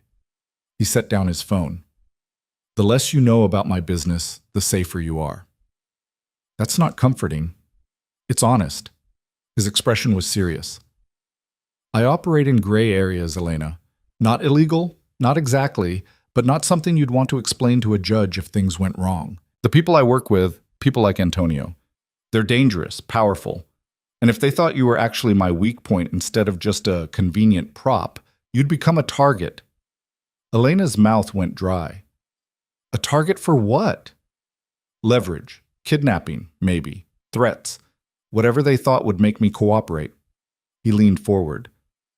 That's why Rule 1 is so important. Your daughter stays separate. If no one knows she exists, she stays safe. You should have told me this before. I'm telling you now. He paused. If you want out, I understand. This isn't what you signed up for. Elena thought about the $10,000 sitting in her bank account, about Mia's preschool tuition and the dental appointment she'd been postponing, about the look on Marcus's face when Luca had threatened him. I'm not out, she said. But I need to know what I'm walking into. No more surprises. Deal. The wine arrived. Luca poured them each a glass. Elena took a sip. It tasted expensive, smooth and complex in ways she couldn't articulate, but definitely appreciated. Tell me about your family, Luca said. Why? Because if we're married, I should know basic details. Where you grew up, what your parents do, why your sister's wedding made you want to disappear. Elena swirled the wine in her glass. My dad's a financial consultant. My mom used to teach piano but quit when Natalie was born. They're not bad people, just traditional. They had a plan for what our lives should look like, and I deviated from it spectacularly. By getting pregnant? By getting pregnant with a man who turned out to be worthless. By dropping out of college. By choosing nursing school instead of going back for my degree. She took another sip of wine. Natalie did everything right. Full scholarship to Northwestern. Married a lawyer from a good family. They live in Lincoln Park in a condo with a doorman. And you live in Logan Square in a converted factory. With a broken heating system and neighbors who fight at 2 in the morning? Yeah. She met his eyes. I'm not ashamed of my life. I'm good at my job. I'm a good mother. But my family looks at me and sees potential I wasted. That's their loss. Easy to say when you're not the one disappointing them every time you walk into a room. Luca was quiet for a moment. Then he said, my father wanted me to be a doctor. Cardiologist, specifically. He had my entire life planned. Medical school, residency, private practice. Maybe marry a nice Italian girl from the neighborhood. What happened? I was terrible at chemistry, and blood made me queasy. He smiled slightly.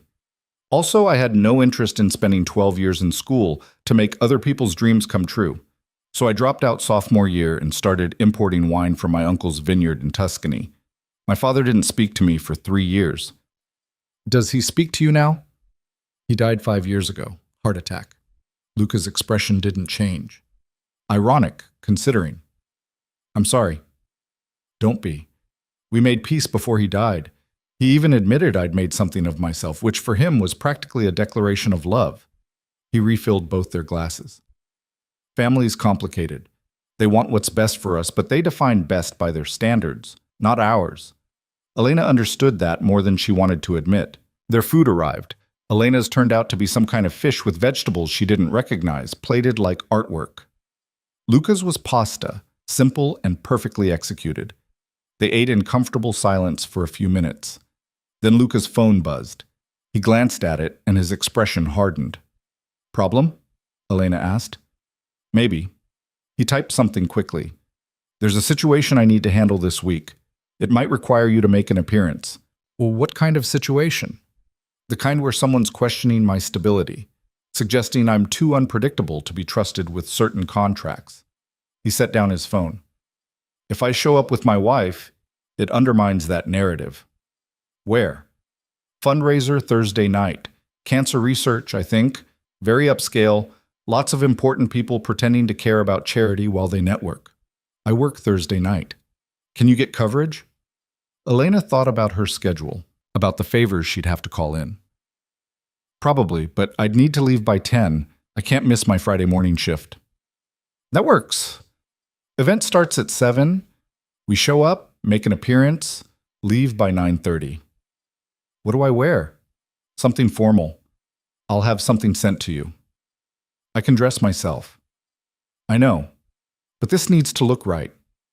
These people notice details, labels, jewelry, shoes. If you show up in something off the rack from Macy's, they'll know. Elena bristled. So I'm supposed to be your dress-up doll? You're supposed to look like someone who married into money. That requires a certain aesthetic. He must have seen something in her face because his tone softened. It's armor, Elena, not a judgment. You wear the right clothes, carry yourself the right way, and they can't dismiss you. That's the whole point. She wanted to argue, but he was right. She'd seen it at Natalie's wedding, the way people had looked at her differently once she had the ring, the dress, the man on her arm. Respectability was a costume. Might as well wear it properly. Fine, she said. But nothing too revealing. I'm not showing up looking like arm candy. Understood. He made a note in his phone. I'll have my assistant send options tomorrow. You pick what you're comfortable with. They finished dinner. Luca paid. Cash, Elena noticed, not a credit card, and walked her to her car. The street was quiet, just the occasional car passing and the distant sound of music from a bar down the block. Thank you for dinner, Elena said. Thank you for agreeing to this. I know it's not easy. Nothing about my life is easy. At least this way I'm getting paid for the difficulty. Luca smiled. Practical. I like that. Elena unlocked her car. She was halfway in when Luca spoke again. Elena? She turned. He stood in the pool of light from the street lamp, his hands in his pockets, looking uncertain in a way she hadn't seen before. If this gets too complicated, he said, if you feel unsafe or uncomfortable or like things are spiraling, tell me, immediately. I meant what I said. I won't let this touch your daughter, or you, if I can help it. Why do you care? Because you're helping me. That creates an obligation. It's transactional. You said so yourself. Doesn't mean I want you getting hurt. He shook his head. Just promise me. If things get weird, you'll say something. Elena studied his face.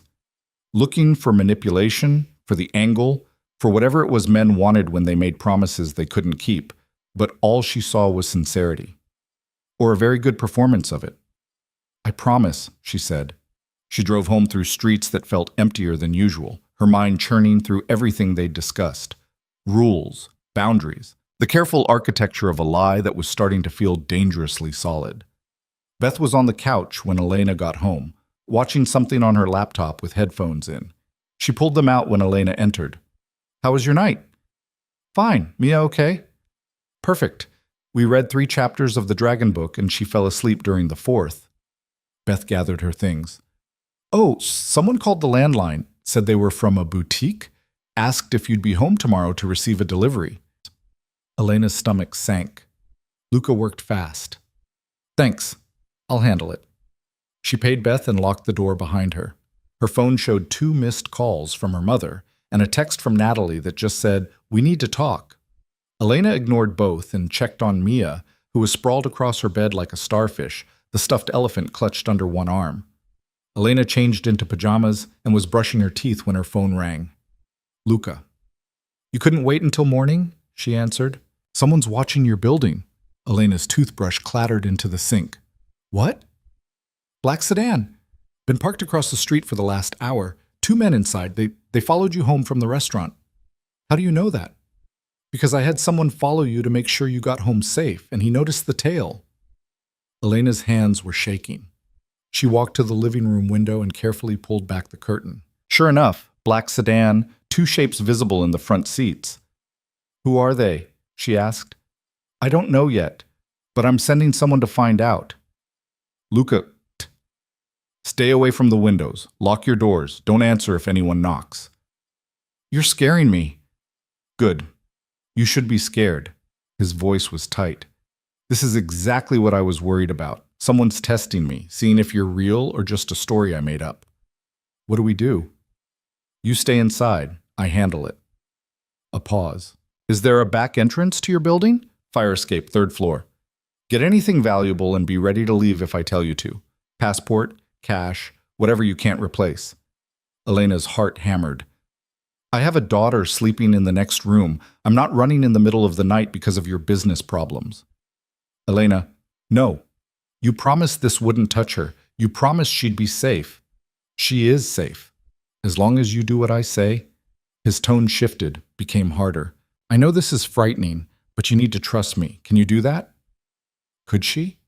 Trust a man she'd known for 3 days? A man who'd pulled her into a world where people watched her building and followed her car and treated violence like a business expense? But she thought about Mia sleeping down the hall, about the money in her bank account, about the fact that she'd already jumped and there was no going back now. "I trust you," she said. "Good. Stay on the phone with me." Elena went to her bedroom and pulled out the small fireproof box she kept in her closet. Inside were their passports, birth certificates, the title to her car. She grabbed her purse, checked that she had cash. "What's happening?" she asked. "My guy's approaching the car. Just going to have a conversation." Elena's throat felt tight. What kind of conversation? The kind where he finds out who sent them and what they want. It'll be fine. Through the phone, Elena heard muffled voices. Then a sharp sound, maybe a car door slamming. Then nothing. "Luca? I'm here. Hold on." More silence. Elena paced her bedroom, the phone pressed to her ear, her mind spinning through worst-case scenarios. What if someone broke in? What if they knew about Mia? What if this whole thing had been a mistake from the beginning and she'd just endangered her daughter for money and pride? "Okay," Luca said finally. "They're gone." "What did they want?" "To verify you exist, take some pictures. Report back to whoever hired them." "Who hired them?" "Still working on that. But my guess? Someone Antonio does business with who wants to make sure I'm legitimate before they commit to a deal." "That's insane. That's my life." He exhaled slowly. "I'm sorry. I should have anticipated this." "What happens now?" "Now we make sure they got enough proof that you're real, which means you and I need to be seen together, soon, publicly. The fundraiser Thursday, and probably a few other places. Dinner, maybe a show, wherever people we know might see us and report back. Elena sat on the edge of her bed. Her hands were still shaking. I don't know if I can do this. Yes, you can. You don't know that. I know you walked into a ballroom full of people who'd written you off and made them all look twice. I know you stood up to Antonio Rossi and earned his respect. I know you're raising a daughter alone while working night shifts, and you still find time to read her dragon stories at bedtime. His voice was steady. You're stronger than you think, Elena. You just need to believe it. She wanted to believe him, wanted to believe that this could work, that she wasn't making a catastrophic mistake, that the man on the other end of the phone actually cared about her safety instead of just protecting his investment. Will you stay on the phone? She asked quietly. Just for a little while? As long as you need. Elena lay down on top of the covers, the phone still pressed to her ear. She could hear Luca breathing on the other end. Occasionally he'd type something or speak quietly to someone else in the room. Tell me about Tuscany, she said. Random topic change. Distract me, please. He was quiet for a moment, then he started talking about his uncle's vineyard, about summers spent learning to prune vines and bottle wine, about the villa where his grandmother still lived with 3 cats and a garden that produced tomatoes the size of softballs. His voice was low, almost hypnotic, painting pictures of a place so far removed from her current reality, it might as well have been fiction. Somewhere in the middle of a story about his cousin, who'd accidentally fermented a batch of wine with her car keys in it, Elena fell asleep. She woke 6 hours later to sunlight streaming through her window and Mia bouncing on the bed demanding pancakes. Elena's phone was still in her hand. The call had ended at some point. She checked the log and saw it had lasted nearly 3 hours. Either Luca had stayed on the line until she fell asleep, or he'd fallen asleep too. There was a text from him, sent at 4 a.m. Luca. Surveillance was hired by Viktor Kozlov, Russian businessman, works with Antonio occasionally. Just doing due diligence. Nothing to worry about. Get some rest. Nothing to worry about. Right. Elena made pancakes on autopilot, her mind elsewhere. Mia chattered about a dream involving a dragon and a princess who didn't need rescuing because she had a sword, and Elena made appropriate listening noises while she tried to figure out how she'd gotten here. 3 days ago, she'd been invisible. Now she was being followed by Russian businessmen. Her phone rang. Unknown number. She almost didn't answer. Hello? Mrs. Moretti? A woman's voice, cheerful and professional. This is Adrienne from Atelier Blanc. I have several pieces for you to try on. Will you be available this afternoon for a fitting? Elena looked at Mia, who was currently wearing pajamas and syrup. Can it wait until tomorrow? Mr. Moretti requested we expedite this. The event Thursday requires quite a bit of tailoring. Fine. What time? 2 o'clock. I can come to your location. Elena gave her address and hung up. The universe was moving faster than she could track. She'd barely processed being followed home, and now she was scheduling fittings for dresses she couldn't afford to people who called her Mrs. Moretti like it was her actual name. Mia tugged on her sleeve. Mommy, you're spacing out again. Sorry, baby. What did you say? Can we go to the park? Elena looked at the sunshine outside, at her daughter's hopeful face, at the normal, ordinary Tuesday morning that felt anything but.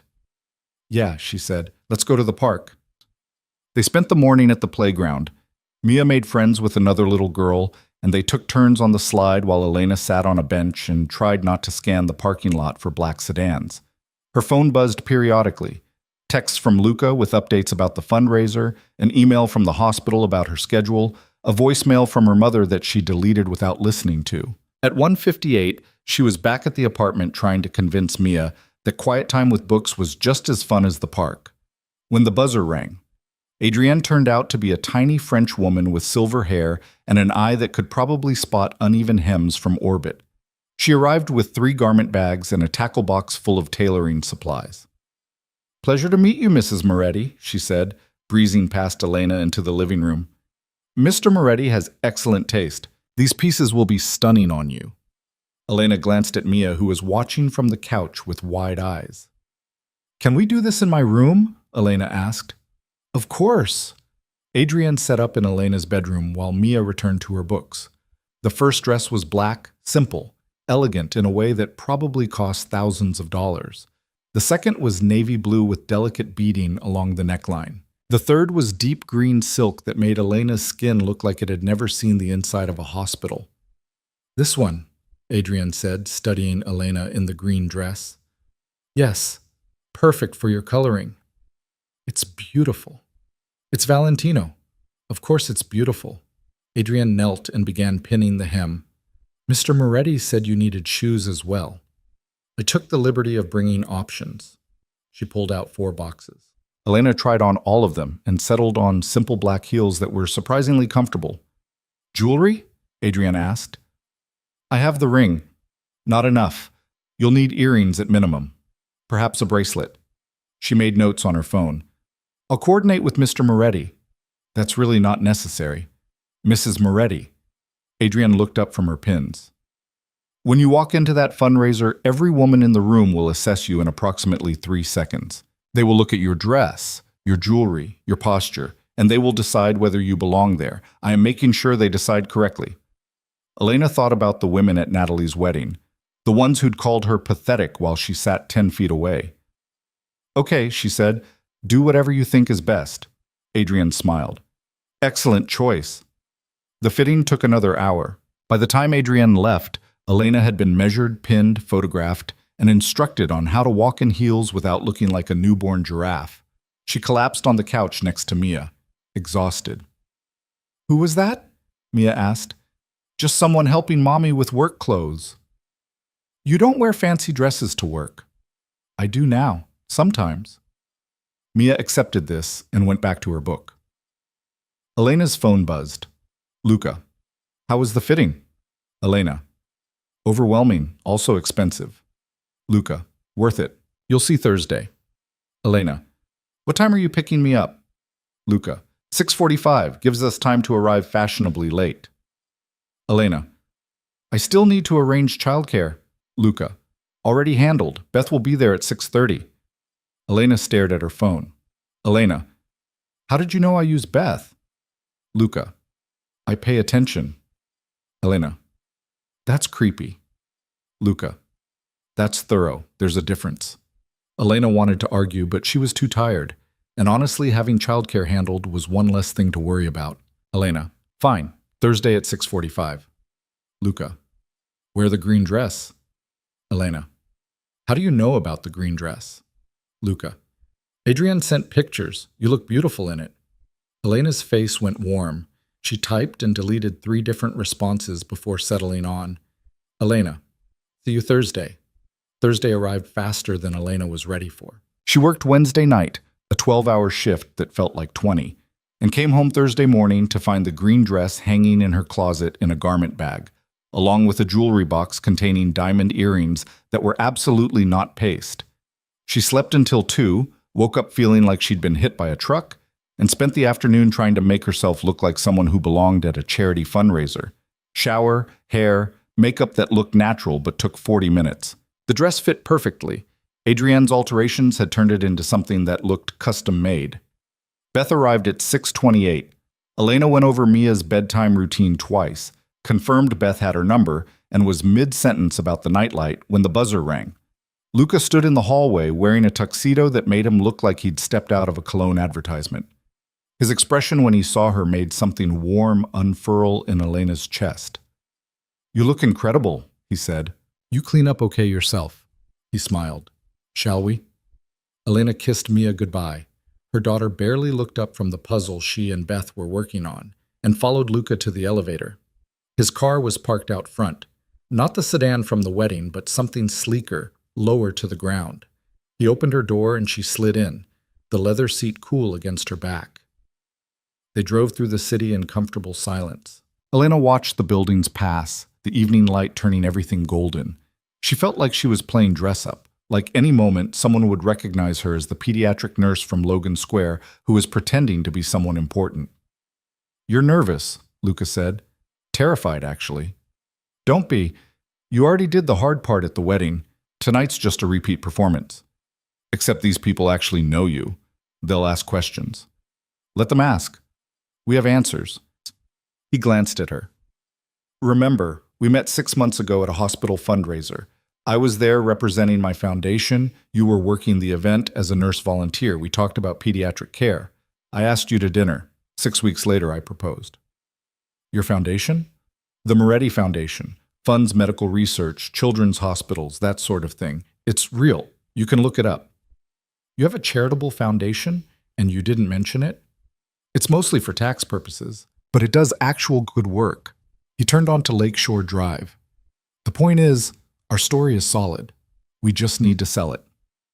The fundraiser was at the Shed Aquarium, because of course it was. Nothing said charity, like cocktails next to sharks. Luca handed his keys to a valet and came around to open Elena's door. She stepped out and immediately felt underdressed despite the Valentino. Everyone around them looked like they'd been born in formal wear. Women in gowns that probably had their own insurance policies. Men in tuxedos cut so precisely they looked like uniforms. Elena recognized a few faces from the news. A city councilman, a tech CEO, someone who might have been a professional athlete. Luca offered his arm. Elena took it, her heart hammering. They walked inside and everything changed. The main hall of the aquarium had been transformed into something out of a dream, or a nightmare depending on your net worth. Enormous tanks lined the walls, fish gliding past in silver flashes while string quartets played near the champagne fountains. Waiters circulated with trays of food Elena couldn't identify. Everywhere she looked, people networked with the practiced ease of those who'd spent their entire lives in rooms like this. Elena's grip on Luca's arm tightened. "Breathe," he murmured. "You belong here." "I really don't." "You're with me. That means you do." They moved into the crowd. Almost immediately, people began gravitating toward them, or toward Luca, more accurately. A silver-haired man in a tuxedo that probably cost more than Elena's car clapped Luca on the shoulder. A woman dripping in emeralds air-kissed both his cheeks. Everyone wanted a moment, a word, an acknowledgement, and every single one of them looked at Elena like a puzzle they were trying to solve. "Luca, darling," a woman in crimson said, appearing at his elbow with the precision of a heat-seeking missile. "I didn't know you were bringing a date." "Not a date," Luca said smoothly. "My wife. Elena, this is Veronica Chen. She sits on the board of the Cancer Foundation hosting tonight." Veronica's perfectly maintained eyebrows rose fractionally. "Wife? How lovely. I didn't realize you'd gotten married." "We kept it quiet," Elena said, finding her voice. "You know how it is with these public events. Everything becomes a spectacle." "How wise." Veronica's smile didn't reach her eyes. "And what do you do, Elena?" "I'm a pediatric nurse at Children's Memorial." "Oh." The single syllable contained volumes: surprise, recalibration, barely concealed condescension. "How noble. Luca, you always did have a soft spot for charity cases." The words landed like a slap. Elena felt Luca tense beside her. "Elena saves children's lives," he said, his tone pleasant, but edged with steel. "What exactly do you do, Veronica? Besides spend your husband's money and pretend writing checks makes you a philanthropist?" Veronica's face went red. "I was only—" "Excuse us." Luca guided Elena away before Veronica could finish. "We should mingle." Elena waited until they were out of earshot. "Did you just call her a glorified checkbook?" "I called her exactly what she is." His jaw was tight. "People like that think money equals value. They're wrong." "She's not entirely wrong, though. I am basically a charity case." "Stop." He turned to face her fully. "You work 60-hour weeks saving kids who'd die without you. Veronica's greatest accomplishment is marrying well and not getting divorced. There's no comparison." Elena wanted to argue, but a waiter appeared with champagne. She took a glass just to have something to do with her hands. They made their way through the crowd. Luca introduced her to at least 24 people. Investors, business associates, socialites whose names Elena forgot immediately. She smiled, shook hands, repeated their fabricated love story until it started feeling almost true. Then she saw him. Viktor Kozlov stood near one of the large tanks, watching a shark circle with the kind of attention most people reserved for art museums. He was broad-shouldered, maybe 50, with silver hair and a face that looked like it had seen things Elena didn't want to imagine. "That's him," she whispered to Luca. The Russian who had me followed. I know, he's been watching us since we arrived. What do we do? We go talk to him. Luca's hand found hers, lacing their fingers together. Remember, you're my wife. Act like it. They approached Victor with the confidence of people who had nothing to hide. He looked up as they drew near, his expression unreadable. Moretti, he said. His accent was thick, vowels clipped. You brought the mystery woman. Elena, Luca said. My wife. Elena, this is Victor Kozlov. Victor extended his hand. Elena shook it. His grip was firm, assessing. Pleasure, Victor said. I apologize for the surveillance, business precaution. You had men follow me home, Elena said flatly. That's more than a precaution. Something flickered in Victor's eyes. Respect, maybe, or surprise. You are direct. I like this. Luca, where did you find her? Hospital fundraiser, 6 months ago. And you married after 6 weeks. Victor's gaze shifted between them. Very romantic, or very stupid. Both, Luca said. Depends on the day. Victor laughed, a sharp bark of sound. Honest, too. Good. He turned back to Elena. You know what your husband does for living? Import-export. Real estate. Elena kept her voice level. He's deliberately vague about the details. Smart man. Also, smart woman for not asking questions. Victor sipped his vodka. You have children? Elena's blood went cold. That's personal. Everything is personal in this business. His eyes were hard. I ask because children change man, make him careful, or desperate. I need to know which. She has a daughter, Luca said before Elena could respond. 4 years old, from previous marriage. And you are good stepfather? I haven't met her yet, Luca said. We're taking it slow, making sure the foundation is solid before involving a child. Victor studied them both for a long moment. Then he nodded. This is good answer. Responsible. He pulled out his phone and typed something. I am satisfied. You can tell Antonio we have deal. Just like that? Elena asked. Just like that. I wanted to see if you were real or convenient fiction. You are real, I can tell. Woman who lets man use her as prop does not challenge him in public. You challenged me. This means you have spine. Means Luca chose well. He raised his glass. To marriage. May it be profitable for all involved.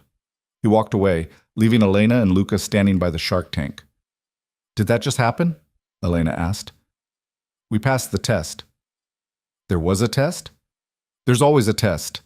Luca's hand was still in hers. You did well. I told a Russian crime boss that having me followed was invasive.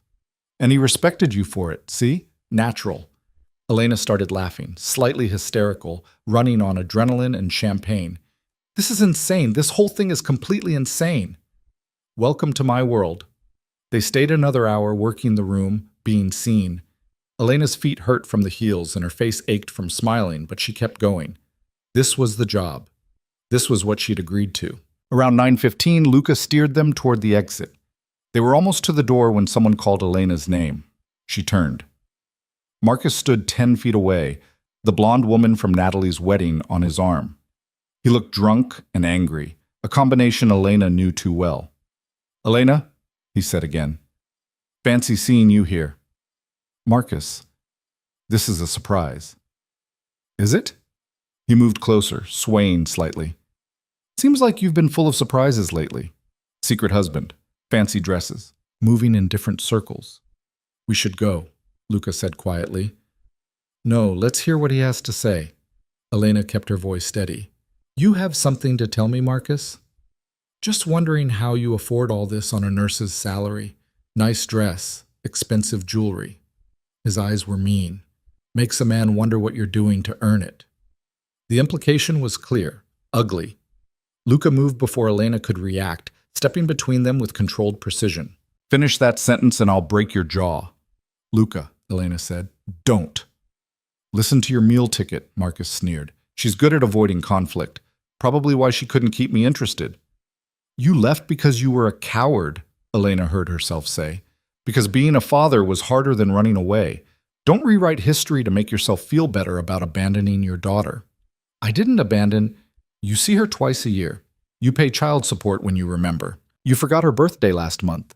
Elena's voice was rising now, months of suppressed anger spilling out. You don't get to stand here and judge how I support the child you couldn't be bothered to raise. The blonde woman tugged on Marcus's arm. We should go. Yeah, Marcus said. We should. Before I say something I regret. Too late, Luca said pleasantly. You already did. Now leave before I make you. Marcus opened his mouth, closed it, seemed to register that Luca was bigger, sober, and very willing to make good on his threat. He left, the blonde woman hustling him toward the coat check. Elena realized she was shaking. Come on, Luca said gently. Let's get you out of here. He led her outside. The cool night air hit her face like a blessing. She leaned against the building, breathing hard. I'm sorry, she said. I shouldn't have engaged with him. You had every right to defend yourself. I almost blew our cover, getting emotional like that. Elena. Luca waited until she looked at him. You were defending your daughter. Anyone who matters will understand that. Anyone who doesn't isn't worth worrying about. The valet brought Luca's car around. They drove in silence, Elena watching the city lights blur past. Her phone buzzed, Beth confirming Mia was asleep. Elena typed back a thank you and leaned her head against the window. You okay? Luca asked. I don't know.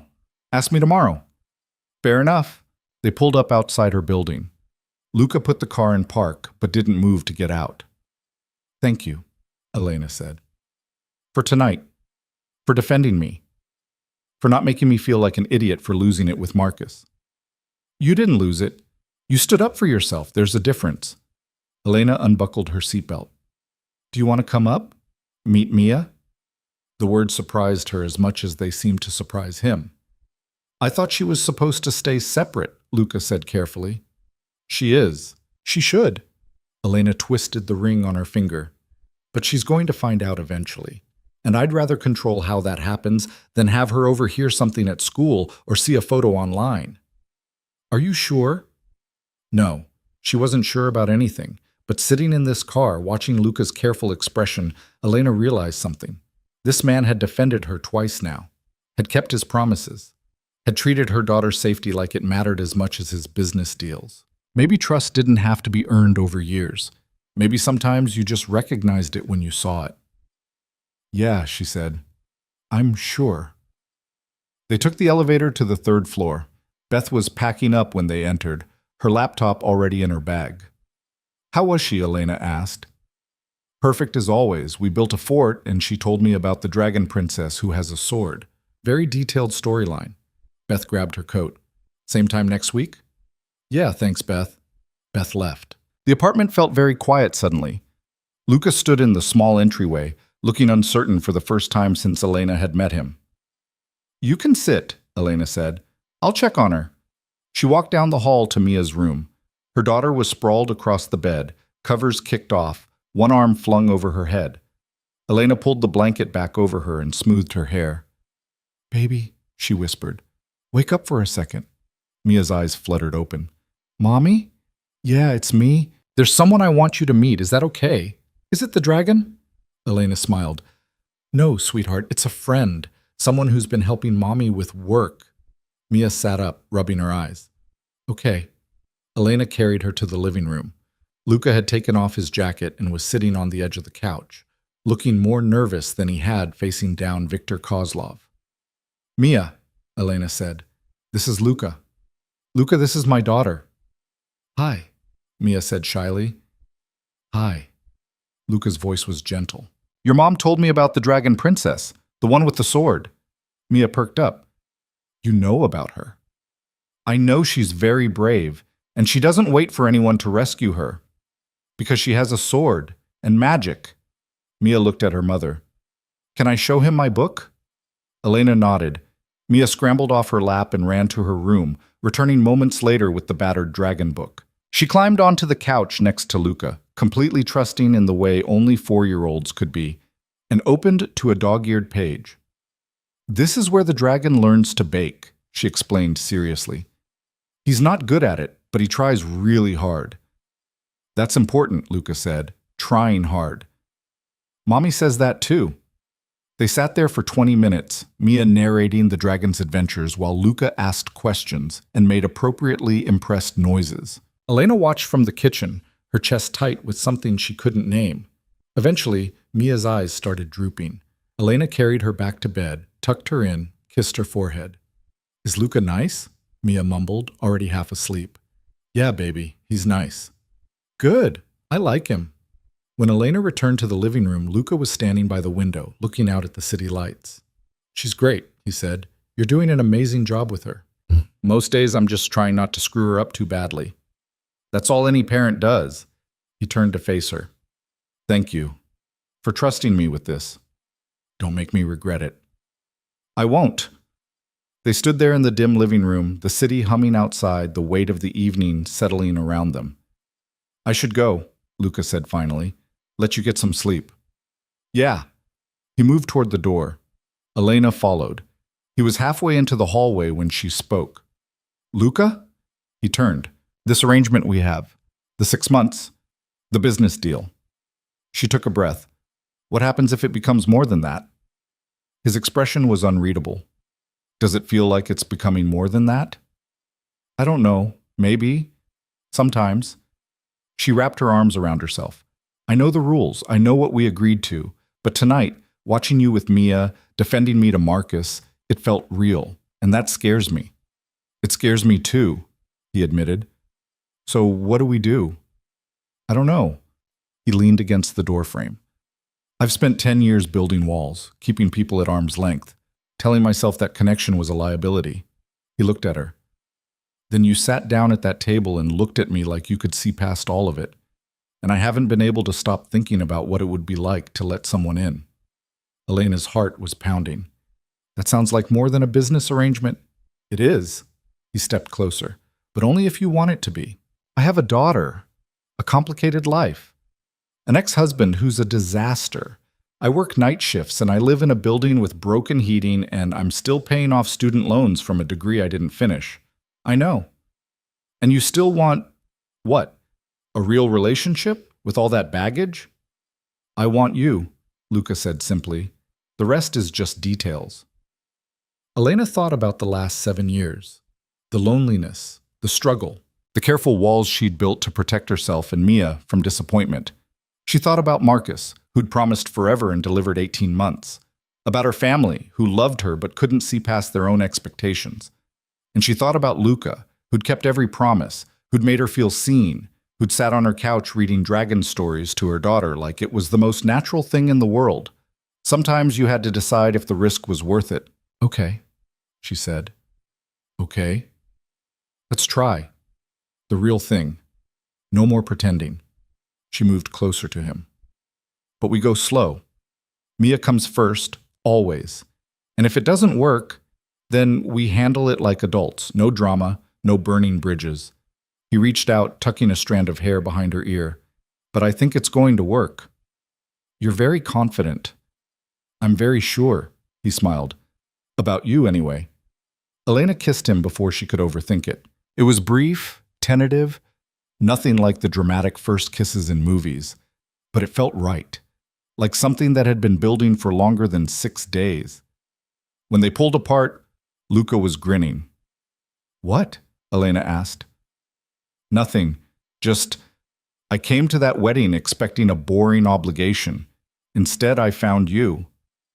Lucky you. Very lucky me. He left with a promise to call tomorrow. Elena locked the door and leaned against it, her mind spinning. She'd just agreed to date a man who did business with criminals, who'd given her $50,000 for playing pretend, who'd somehow wormed his way past every defense she'd spent years constructing. Her phone buzzed. Luca. Sleep well, Elena Carter? Elena. It's Elena Moretti now, remember? Luca. Not legally, yet. Elena. Don't get ahead of yourself. Luca. Too late. Elena smiled and went to bed. The next 6 weeks felt like living in 2 worlds simultaneously. There was her regular life. Work, Mia, the apartment, the daily grind of bills and laundry and parent-teacher conferences. And then there was the other life, the one where she wore designer dresses and attended fundraisers on Luca's arm and slowly, carefully learned what it meant to let someone in. They took it slow. Dinner once a week, always after Mia was asleep. Coffee on Elena's rare mornings off. Long phone calls when Luca was traveling for business. He met Mia 3 more times, always carefully, always in Elena's apartment where her daughter felt safe. Mia started asking when Luca was coming back, started drawing pictures of dragons with a prince who looked suspiciously like him. Elena's family was harder to manage. Her mother called weekly, fishing for details about the marriage. Natalie texted constantly, oscillating between hurt and curiosity. Elena gave them just enough truth to satisfy, yes, she was happy, yes, Luca was good to her. No, she didn't want to talk about the wedding she didn't have. Work was the easy part. Her colleagues noticed the ring, asked questions, but Elena deflected with the same skill she used to dodge nosy parents in the ICU. Her life was her business. They'd learn what she wanted them to know, and nothing more. One Saturday morning in late October, Elena woke to her phone ringing. Luca. "It's 7 in the morning," she answered. "Someone better be dead." "No one's dead, but Antonio's daughter is having that family dinner I mentioned, next weekend. She wants us there." Elena sat up, suddenly wide awake. "Both of us?" "All 3 of us." She specifically said to bring Mia. "Absolutely not." "Elena, no. We agreed Mia stays separate from your business life. A dinner with the Rossi family is exactly the kind of thing I'm trying to protect her from. It's not a business dinner, it's families. Maria has 3 kids. They'll play together while the adults eat and talk about normal things. Normal things with a crime boss and his associates. Antonio will be on his best behavior. So will everyone else." Luca paused. "Maria's genuinely nice, and her program has helped a lot of kids adjust to blended families. Mia might actually benefit from meeting other children in similar situations." Elena wanted to refuse, but she thought about Mia, who'd been asking more questions lately about why some kids had dads who lived with them and she didn't. About whether Luca was going to be her new dad. About why families look different. "I need to think about it," she said. "Take your time. Dinner's next Saturday. Let me know by Wednesday." Elena spent 3 days weighing the decision, asked other nurses at work about their blended families, called the pediatric psychologist she sometimes consulted about patient cases, and asked theoretical questions about introducing children to new partners. Wednesday evening, she made her choice. "We'll come," she told Luca. "But at the first sign that it's not appropriate, we leave. No arguments." Deal. The following Saturday, they drove to Lake Forest in Luca's car, Mia in a booster seat in the back, chattering about a new dragon story she'd made up. Elena wore jeans and a nice blouse, deliberately casual. This wasn't a performance. This was just dinner. She kept telling herself that. The Rossi house was enormous, a sprawling estate behind gates that required a code to open. But the inside was surprisingly warm. Family photos covered the walls. Kids' artwork hung on the fridge. A golden retriever bounded up to greet them, tail wagging. Maria met them at the door, smiling genuinely. "You came, and this must be Mia." Mia hid behind Elena's legs. "Hi. My kids are in the playroom. Want to see? We have a pretty impressive collection of stuffed animals." Mia looked up at Elena. Elena nodded. "It's okay, baby. I'll be right here." Maria led Mia down the hall. Voices echoed from deeper in the house, children laughing, adults talking. It sounded like any family gathering Elena had ever attended. Antonio appeared from the kitchen, wearing khakis and a polo shirt. Without the tuxedo, he looked like someone's grandfather. Approachable, even. "Moretti, Elena." He shook both their hands. "Thank you for coming. Maria's been looking forward to meeting you properly." They spent the next 4 hours eating, talking, watching the kids play. Antonio's grandchildren ranged from 3 to 11, and they absorbed Mia into their group with the easy acceptance of children who hadn't learned to judge yet. Elena found herself actually relaxing, talking to Maria about work and parenting and the 1,000 small struggles that came with raising kids. Luca fit seamlessly into the gathering, playing with the children, helping Maria's husband with the grill, talking business with Antonio in a way that felt more casual than sinister. As the sun set and the evening cooled, Elena sat on the back patio watching Mia chase the other kids around the yard. Luca sat down beside her, 2 glasses of wine in hand. "You were right," she said. "About what?" "This. It's nice. Normal. Even criminals have families," Luca said. "Sometimes especially criminals. Family's the only thing you can really trust in this world." "Is that what we are now? Family?" He looked at her, his expression serious. "I'd like us to be." Elena's throat felt tight. "Luca, I know we said we'd take it slow, and we have been. But Elena, I'm in love with you. I have been since you challenged Antonio about nursing at your sister's wedding. Maybe even before that." He set down his wine. "I'm not asking you to say it back. Just asking you to think about what it would mean if this became permanent. Permanent as in marriage, real marriage. The kind where I adopt Mia and we figure out where to live and whether you keep working nights or if my income means you can switch to days." He pulled a small box from his pocket. "The kind where this ring actually means something." Elena stared at the box. It was different from the one at the wedding, smaller, simpler. "Open it," Luca said. Inside was a ring. Not the enormous diamond from before, but something more subtle. A sapphire surrounded by small diamonds set in white gold. "It was my grandmother's," Luca said. "She gave it to me before she died and told me to save it for someone who saw me, not just what I could provide." "That's you, Elena." "You've always been you." Elena's hands were shaking. "I have student loans, a daughter, a complicated family, an ex-husband who's going to make this difficult." "I know. I work in a field that's chronically underpaid and I'm stubborn and I have trust issues and I'm probably going to screw this up somehow. I'm counting on it." He smiled. "Elena, I'm not asking for perfect. I'm asking for real. For the messy, complicated, sometimes frustrating reality of building a life with someone who matters. You matter. Mia matters. Everything else we can figure out." Elena looked across the yard. Mia was laughing, her face flushed with joy, playing with children who'd accepted her without question. She looked happy, safe, like she belonged. Elena thought about the last 7 years, about doing it alone because she'd been too proud or too scared to let anyone help, about the walls she'd built that had kept her safe but also kept her lonely. Sometimes the bravest thing you could do was let someone in. "Ask me," she said. Luca's smile widened. He got down on one knee right there on the patio in front of Antonio and Maria and everyone else, holding out his grandmother's ring. "Elena Carter, will you marry me? For real this time?" "Yes," Elena said. "Yes, for real." He slid the ring onto her finger. It fit perfectly, like it had been waiting for her all along. Mia ran over, stopping short when she saw Luca on one knee. "What's happening?" "Luca asked me to marry him," Elena said. "What do you think? Should we say yes?"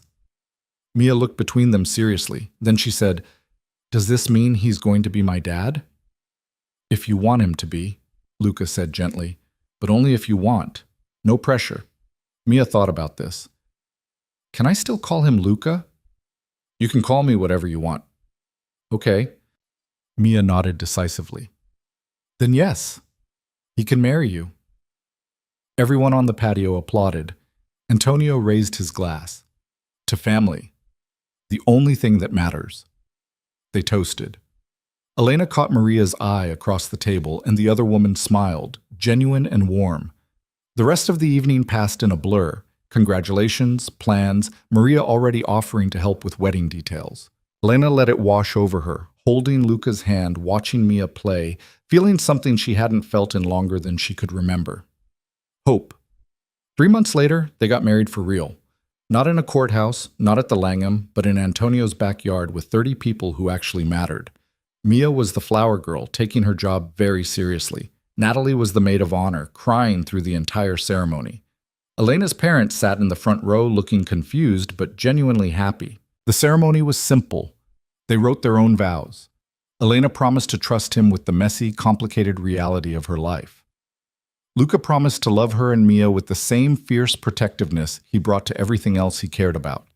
When they kissed, Mia cheered louder than anyone. The reception was chaotic in the best way. Kids running everywhere, adults laughing, Marcus hadn't been invited, and Elena didn't miss him for a second. This was her family now. Chosen, complicated, imperfect, real. Later that night, after Mia had fallen asleep in one of Maria's guest rooms and the last guest had left, Elena and Luca sat on the patio where he'd proposed. The ring on her finger caught the moonlight. "No regrets?" Luca asked. "A few," Elena admitted. "But none about this." "Good." He pulled her closer. "Because you're stuck with me now." "For better or worse?" "Probably both," Elena laughed. She thought about the woman who'd sat alone at table 19 6 months ago, invisible and dismissed. That woman felt like a stranger now. Or maybe just a previous version of herself, someone who'd been waiting to become who she was always meant to be. "Hey, Luca." "Yeah?" "Thank you for seeing me when everyone else looked away. Thank you for letting me in when you had every reason to keep me out." He kissed her forehead. "We make a good team." They did. Against all odds, against all logic, they actually did. Elena Carter, now Elena Moretti for real, had learned something important over the past 6 months. Sometimes the biggest risks led to the greatest rewards. Sometimes the person you needed walked into your life when you least expected it. And sometimes, when you were brave enough to stop being invisible, the whole world shifted to make room for you. She was done being invisible. She was done apologizing for existing. She was done letting other people decide what her life should look like. From now on, she was writing her own story. And it was just beginning.